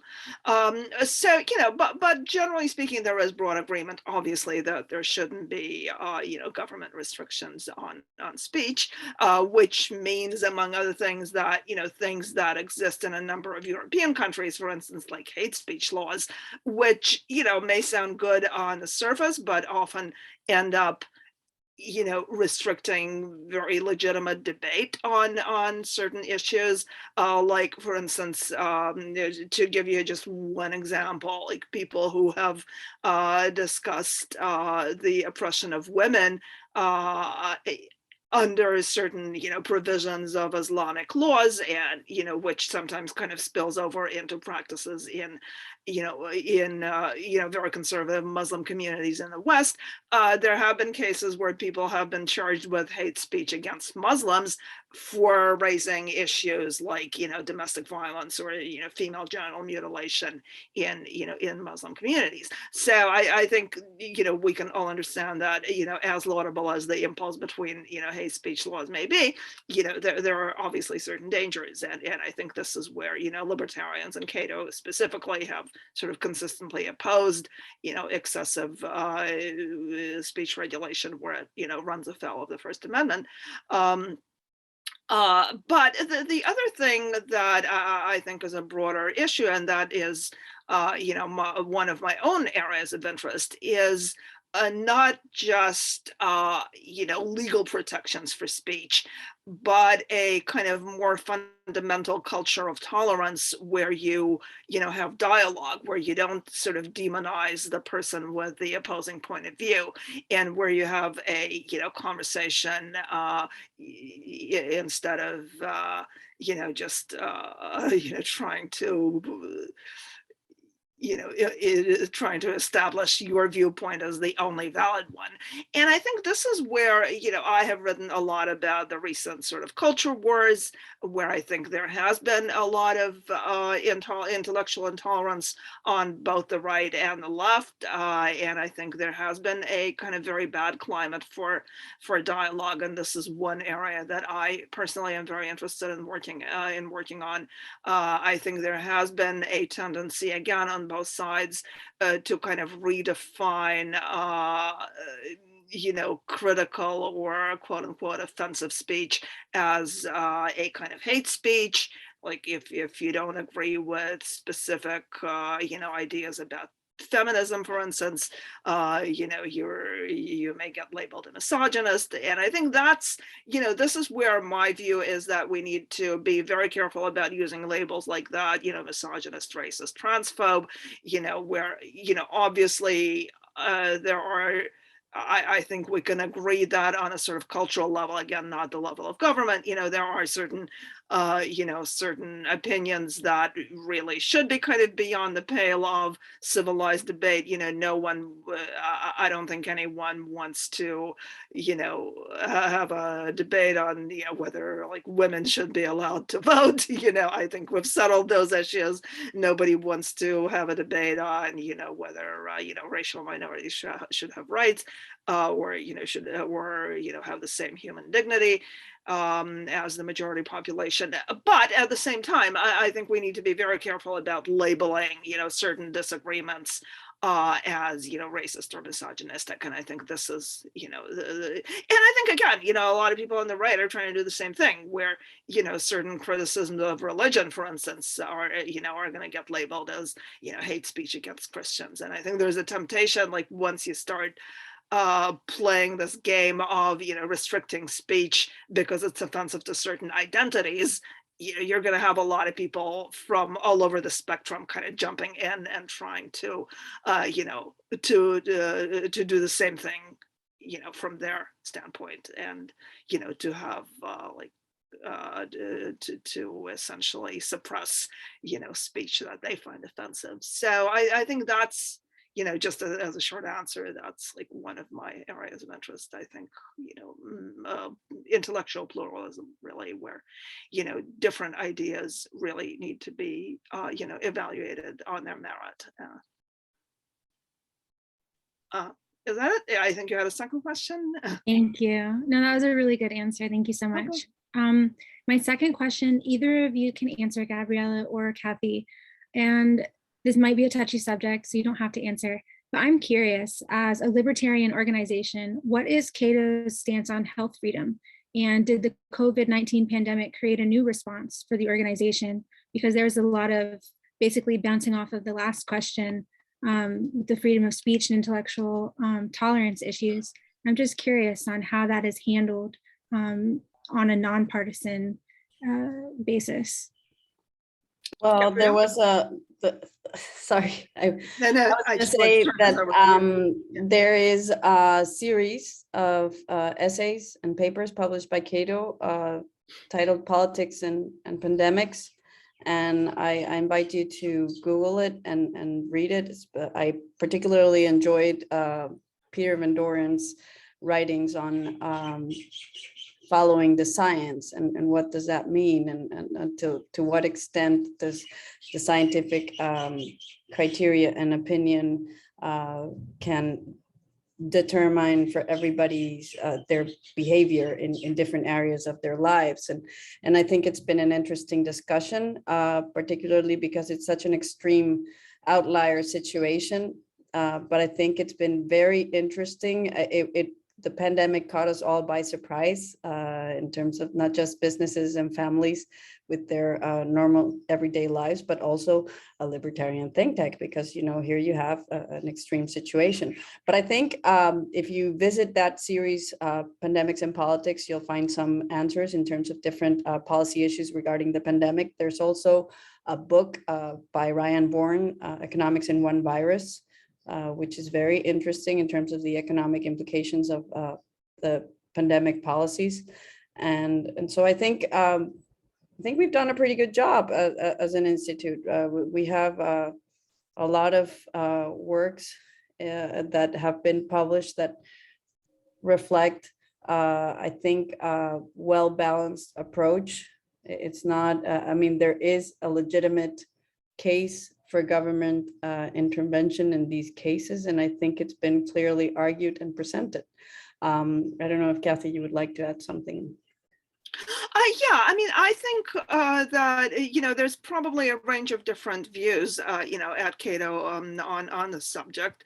I think there has been, it is, as Gabriela said, it's kind of a unique situation.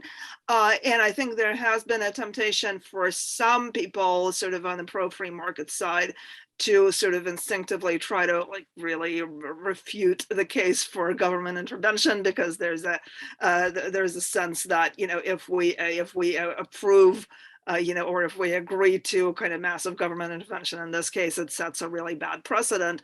And I can see that argument, but, you know, at the same time, I think that when we look at, you know, questions about whether it's lockdowns or, you know, mask mandates, we really do have to look at, you know, what works and what doesn't work in the real world in this, you know, in this very extreme situation. And I think it is very important to sort of avoid what people, you know, what's known, I think, in social science as motivated reasoning, where you sort of say, well, you know, I am in principle opposed, for instance, to, you know, to social distancing mandates or to, you know, to mask mandates. So therefore, I'm going to look for evidence that they don't actually work and they don't actually, you know, do any good, which, you know, which is very understandable. But I think one has to be really careful not to fall into that trap, because otherwise, I think you may end up kind of discrediting your own view. And I think it's important to say that, you know, to really emphasize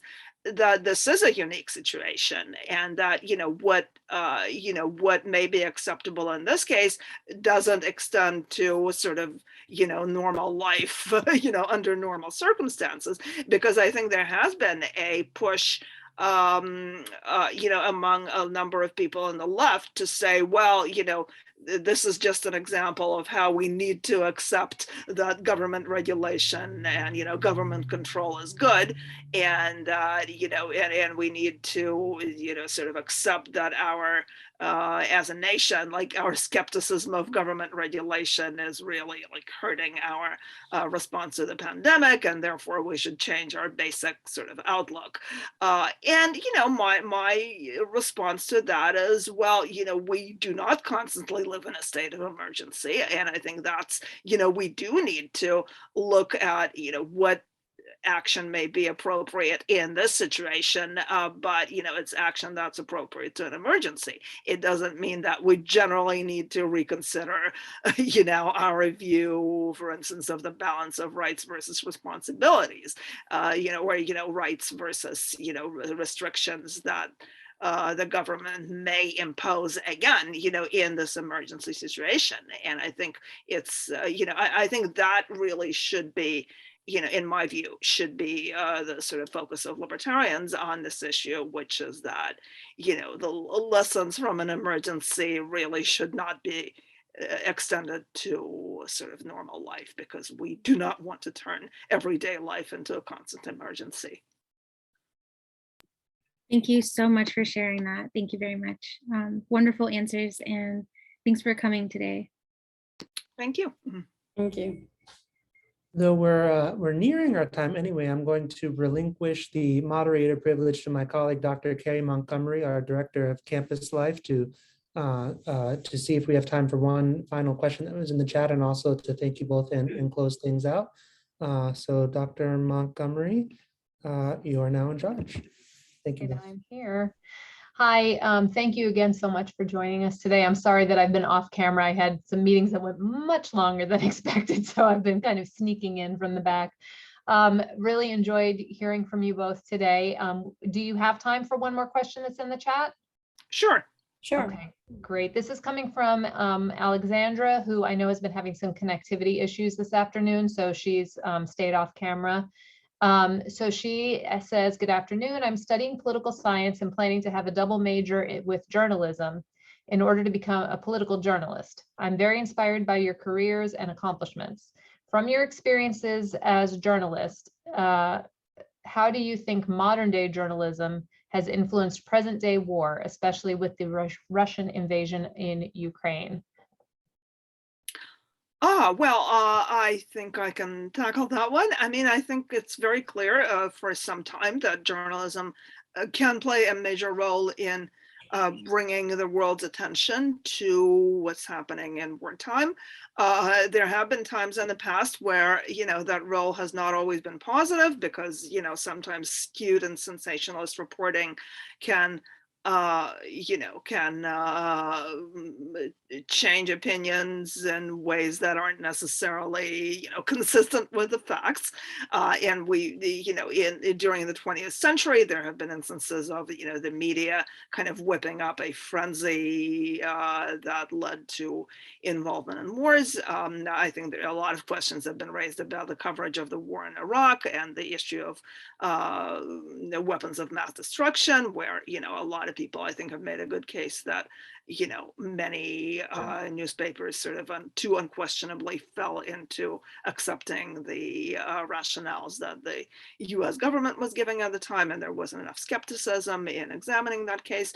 I think today with Ukraine, I mean, the thing that's obviously very different today is that the media are much more decentralized than they used to be. There, practically anyone with a phone that has a camera, can perform some of the same functions that wartime journalists have traditionally performed, where, we're now seeing a lot of, clips that are just, video clips that are made by regular people. At the same time, I think it is important for professional journalists to exercise, caution and skepticism. And just as you have to be careful about government narratives, you also have to be careful about when somebody sends you a clip that, looks really compelling, because you actually don't know, for instance, whether that clip is taken out of context. And, there have been, fake news, not to channel Donald Trump, but, that's a real problem. And, sometimes, and especially, by the way, in a place like Ukraine, where, one of the really tricky parts of the conflict is that very often the people on both sides are speaking the same language. So you can't even be sure sometimes whether the people you're seeing are Russian or Ukrainian, because, like everybody, like pretty much everyone in Ukraine speaks, fluent Russian. So, so I think it is really incumbent on journalists to be responsible and to be careful about verifying, the information that you get, and to seek to place, videos and photos, etc., in the proper context. And I think, covering the war accurately is certainly absolutely essential to, our our response as a nation, our response sort of on the government level. So, I mean, I think that it's just very, very important to be fact-based and to be, intellectually honest. And again, not to engage in motivated reasoning and not to say, well, this is something that I want to be true. So therefore, and I think we've all been very concerned, or, at least I've been very concerned. I mean, the general tenor of the coverage right now seems to be that, Russia is not doing well. It's sort of mired in, in a lot of logistical difficulties, a lot of their technology is breaking down, and, a lot of their soldiers, have no idea what they're doing over there. And I think to a large extent that's true, but I think we also have to be very careful to, not fall into the trap of assuming that to be true because we really want it to be true, because otherwise, we may be in for a very rude surprise if it turns out that actually the Russian invasion is doing better than we thought it was. And, again, I am very much on the side of the Ukrainian people in all of this. And I really do want them to succeed. I think, certainly the leadership of, President Zelensky is amazing. And I mean, that's a story that you almost couldn't make up, like this guy who, as you may know, was the star of a comedy show where, he played the president. I mean, to make it even more kind of fascinating, like the whole premise of the show was that he's a school teacher who accidentally becomes president, where when, somebody like this, there's a video clip where he's ranting about corruption in government that, goes viral. He becomes president. And then, of course, this guy actually does become president. And a lot of people kind of saw him as this clown who couldn't possibly be a serious person. And I think, and that, my view actually is that may have contributed to, Putin's decision to invade, because like he really didn't take this guy seriously. It was like, like what sort of a nation is this that, elects a comedian to be president? Like we can just go in and take them with our bare hands, basically. And I mean, this guy has just shown amazing leadership, but, I think it is very, very important for journalists to, not engage in wishful thinking and motivated reasoning, and to be, very, very scrupulously like honest and fact-based in reporting what we know. So, long answer, but that's, that's the upshot. But A compelling. very brief answer. I just want to say very briefly that I don't consider myself a journalist. I mean, I do opinion writing. So basically, I think we have to keep a clear difference between the two. And I've caught myself sometimes trying to write up a piece, and then I'm like, wait a minute, this is like a reporter's job, not like an opinion piece. And so what I always have to remind myself is like, we do fact-based opinion writing. We try to do well-crafted arguments that are based not on wishful thinking, like Cathy said, but on, like the facts as best as we see them, as best informed as we can be, and then present our opinion consistently argued in terms of that. And also the final point that I want to make, and that we are always, this part of the inner workings at Cato, is that we don't have official institute positions. Every scholar person represents their own position. There's no institutional overarching position for each issue. That's really interesting. I appreciate you making that distinction, because I think that sometimes the waters can be a little bit muddy on that. And yeah, that's something that's also really important for me, because, I mean, I am very much sort of a person with my own opinions. And I mean, I think Cato, in that sense, has been really perfect for me, because I'm not under any pressure to like endorse any party line on anything. Yeah. I mean, obviously there has to be a broad agreement with certain, basic values, but, other than that, there certainly isn't, a requirement to, like follow the party line, follow a party line of any kind. So, all right. Well, we are a few minutes over. I appreciate you all sharing a little bit of extra time with us, and we're very grateful to have you with us this afternoon as part of this Women in Politics and Policy seminar. So thank you, Cathy and Gabriela, for your time, for your incredible information and all that you've shared. If everybody wants to give a little round of applause and share your thanks and appreciation. I think if the group is able to, whoever is able to stay on for just a few minutes, then we'll have a quick little end of day debrief here before this evening's presentation. So Cathy, Okay, Gabriela, thank you, thank you everyone. so much. All right. Thank Take you. care. Bye-bye. Thank Bye. you. Bye. Bye. Okay, and I see Carlos has joined us. Hello, Carlos. Hello, Carrie. Hey, so Eric had to jump off because I understand he is doing an interview right now for a staff position. So he's not with us to do wrap up. We're just going to stay for a couple minutes. And I'm really sorry I missed the 2 o'clock session. I had a meeting from 1 to 2 that ended at 2:45. So I was like, it was a great meeting, but I was really sorry to miss our friends for that session. So just wanted to get some feedback from you about day 2. We've still got the panel this evening, but if we just look at the speakers that we've had this morning, 3 great sessions. What are some key takeaways? Where did you maybe have some pushback on some ideas or things that really resonated with you? While things are fresh in your mind, let's chat through some of that. Go ahead, Darius. Yeah, I was just really invested in what they were saying. I let my kid hit his head, in fact, because I was so invested. But I was just shocked to hear, like, I was like, they're Latinx-based libertarian group that does international affairs as well. Like, it doesn't sound very libertarian to me at all. And I wish they had more time, but I didn't want to like harp into things that aren't really on topic. But I'm so interested. I'm going to definitely read a lot more on their webpage. But I have to make sure to go through Eric's email, otherwise it's in Spanish, is what I realized. Yeah, and you can reach out to Luis Moros is here. Hey, how are you? And he is are you still you're a current intern, or you were your internship ended? No, I was an intern in Cato, not anymore. Okay, I thought maybe it was over. So maybe you and Darius could connect too. I'm sure you'd be happy to share some of your experience there as well. Yeah, of course. I'll drop off my email. You all can reach out. I don't mind. Thank you Hello, so much. Dr. Moros. Hello, Carlitos. How are you? Oh, you're a doctor already? That was quick. Caution on that ethos. Come on. Soon enough, soon enough. Carrie, before we wrap up, Yeah. continue. Obviously, you're in the middle of wrap up stuff, but I do have an announcement to give this group. Please, please. You let me know when. No, go right ahead, Carlos. Go ahead. You sure? Yeah, absolutely. No, weren't we still getting takeaways, or? We are, but no. Finish the Okay. takeaways. I'm going to keep All right. this. I'm going to keep everyone in suspense. oh, okay. Darius, did you have more to that thought? I didn't mean to cut you off if I did.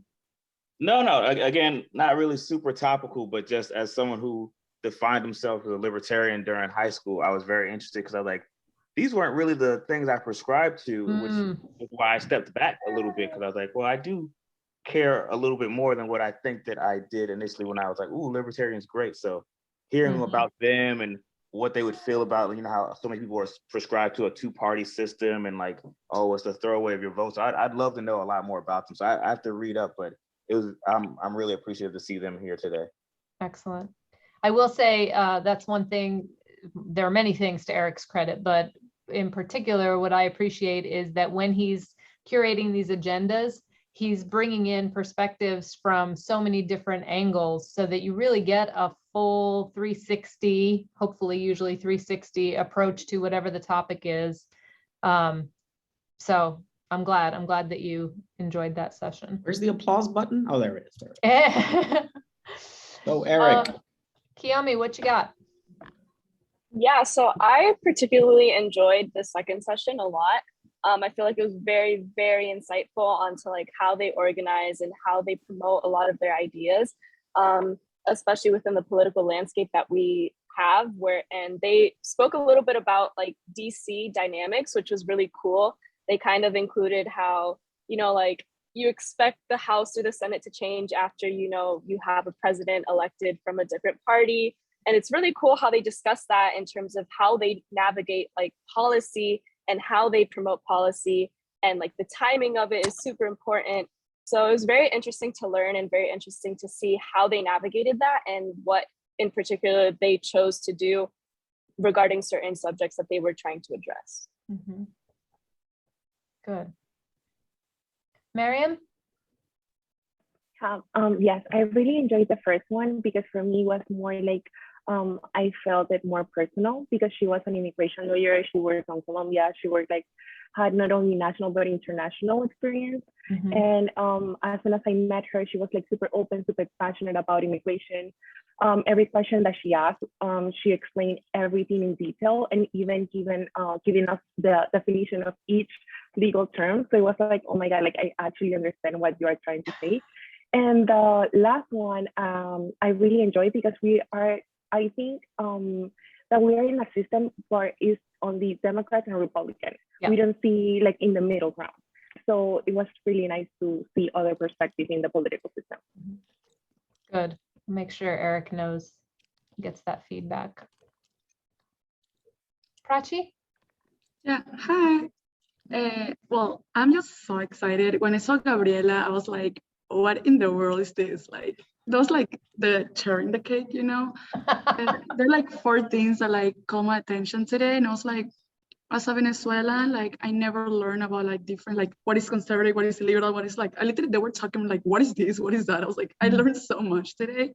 But it's also I have so much bias and hearing from different perspectives give me to shape more my mindset. And I like that a lot through this one. Because for example, when they were talking about reproductive rights and everything, I know my stand for, but I never heard about their stand. So now I can talk to them and be more effective. So I like that a lot. Also, I like at the end when we were talking about domestic policy, but also international affairs, and that appealed to I think all of us here. So it's really cool to see how both of them can work together. And as Kio said and Mariam said, we apply that in real life. They were talking about what it means to work in DC, how to everything that you learn in college, or I think early they were talking about how everything that you can change your path, and that is okay. And that is really important because usually we live in this world that tells us what we need to do. And it's okay if we go to one path and go another one because everyone has their own story. So yeah, that is what stood up for me. Great. And I see Victoria, I'm glad that you're able to still join us while you're at work. I hope you're keeping things low key over there so they don't catch you. But I'm glad you enjoyed that first session. Yeah, Eric was texting me off camera to say, I'm more and more convinced that you should go to law school because I see you responding to these things, and immigration law is what I would go for. So yeah, I really like that session as well. Angela?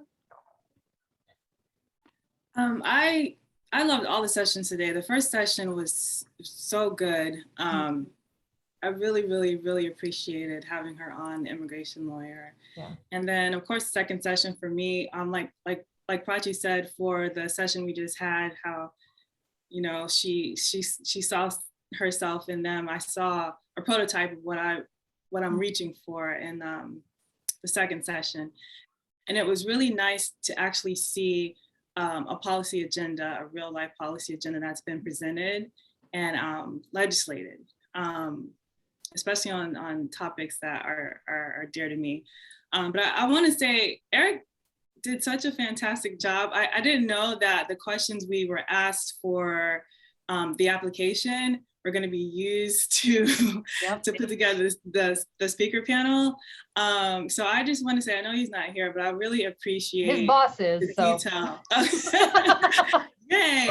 I really appreciate the detail, the intention and intentionality that was put into putting the speakers together for us, and then offering us to moderate. I didn't know, I didn't specify, I just said stick me anywhere. So he paid attention to my application and my questions and found an organization that matched what I put. So that was really intentional. So I just want to say I really appreciate that.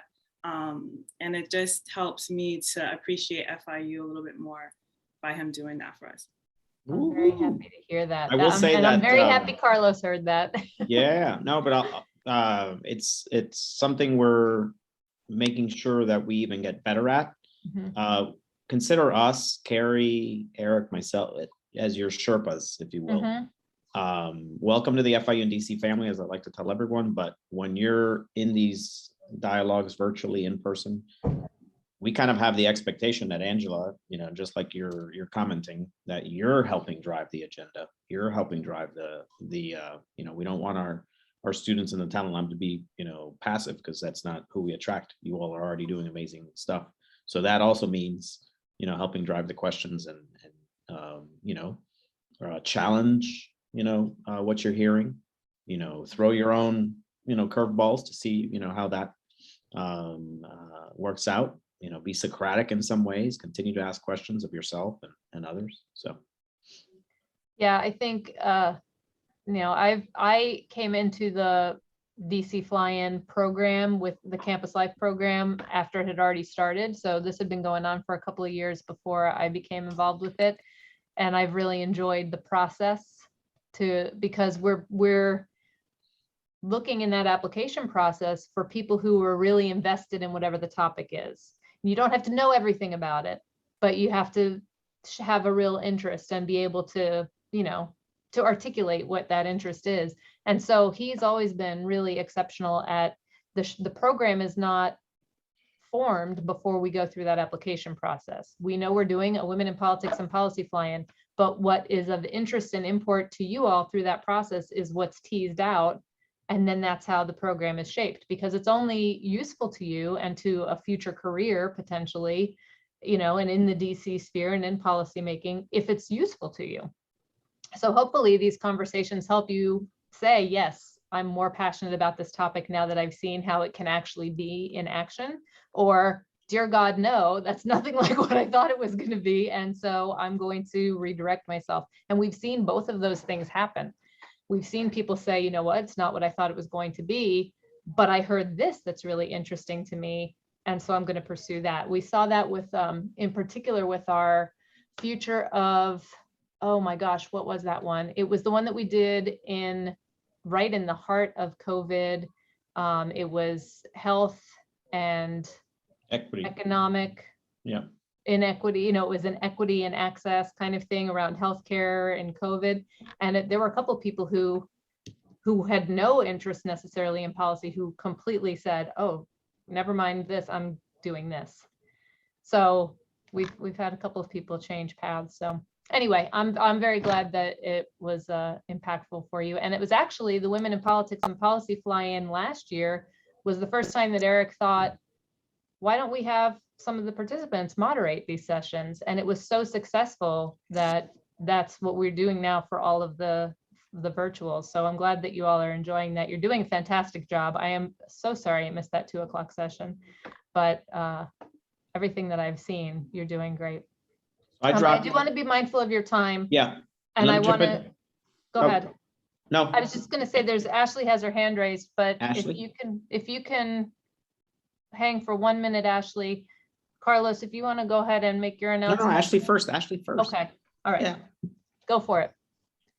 Well, I'll be quick and brief. I just wanted to say I really have enjoyed all of the speakers too. And it's been great. I've been hearing a lot about like legislation and how it's all, connected in some ways to politics, a lot of what people are doing. And so that was really interesting. And I particularly loved the immigration lawyer this morning, and certain things like she was even describing about being in law school and things that they did sounded fun to me, so it kind of led me to be like even a little more interested in immigration law, which was what I was already kind of thinking too. So but yeah, I got a lot out of what she was saying, because it's always been a difficult thing for me to really kind of know exactly where I want to end up professionally. It's been a journey, to say the least. So this has definitely been helpful to hear about these women's career paths. So yeah. Excellent. Cool. Being mindful of your time, let me jump in, Carrie. Go for it. I'm treating this group as Bring Your Cohort to Work Day. I just dropped in the chat. You all might be piecing it together from news that today, hopefully in the House within hours, they vote on the fiscal year 22 appropriations bill, what's known as an omnibus, because they brought together 12 different bills. There are FIU priorities there. I'll let you read all the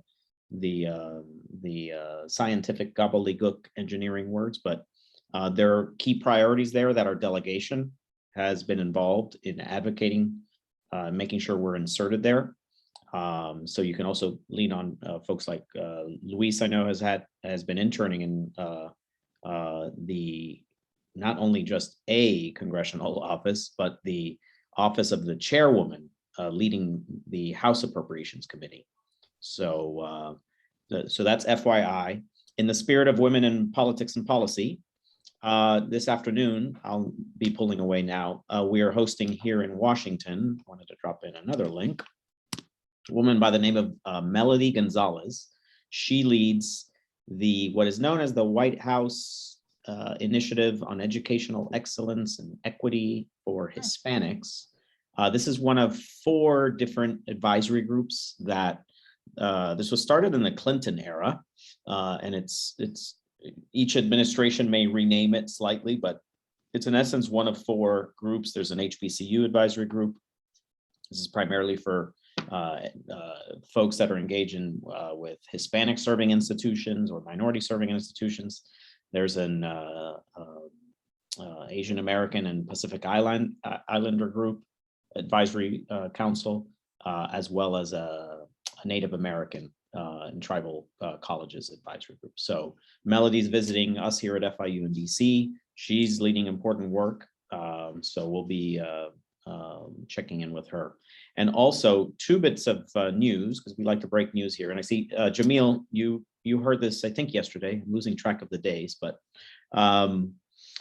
we wanted to make sure this group knew that on March 22nd, the university will be hosting Ambassador Samantha Power, former UN ambassador and now USAID administrator, Samantha Power, at the university. We don't entirely know what the final logistics and details are, but we do believe there will be at least one moment during that day, I believe closer to the morning, where we can incorporate many of you or most of you. So heads up on that. And even if it doesn't work out that you can attend that, a week later on the 29th, also at FIU, we're hosting, thanks to one of our former interns, Ernesto Alfonso, who is the advisor to the Deputy Secretary of State, Brian McKeon.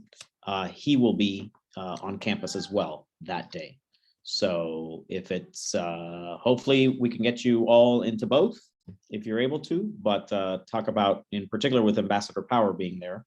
If you don't know of her bio, please read about it. She's a former war correspondent. She led important, work under the Obama administration at the United Nations, and now she's doing important work for USAID. USAID happens to be one of the agencies that supports a lot of our disaster-related research at the university, as well as some justice reform work and water quality and sustainability work worldwide. So exciting times, and you all are participating in this cohort at a good season because we've got a lot of these visitors that we will do our best to make sure you get some access to. Excellent. Very good stuff. All right, gang. Well, I'm going to pull away, but thank you. Thank you, Carrie. Thank you, everyone. Have a good one. Looking forward to day 3. Bye-bye. Bye. All right, and I also want to be respectful of your time. I know that we blocked until 5, but I also know that you have a panel that hopefully many of you will be able to join at 6 o'clock. Remember, that one is open to not just fly-in participants. So if you have friends who you think are interested, please do share that link. That is a different link than this one. So make sure that you read back through the emails from Eric to have the correct links for that. Check the agenda. I believe it's on there. And let me see. I don't remember tomorrow when our first session is. I have to open the agenda. Let me see, just to get everybody on the same page. So tomorrow we start at 10 o'clock again. We have a couple of folks joining us from women. Topic is women running for office. So we have She Should Run and the National Women's Political Caucus. And tomorrow we have a big break. We have 10 to 11 and then 3 to 4. So we may do some kind of a little debrief right after that 11 o'clock one. So just to kind of prepare yourselves for the possibility of a little combo in there. So thank you all so much for your great participation, day 2. I know there was a lot of different and good content today, so appreciate you all for your engagement. I know sometimes it gets a little long, a little hard to stay focused, but I've really enjoyed your questions, and you're representing yourselves and FIU very well through this process. So keep it up, and I will see you all tomorrow morning. Well, I'll see some of you this evening, but okay. Thank you. Bye.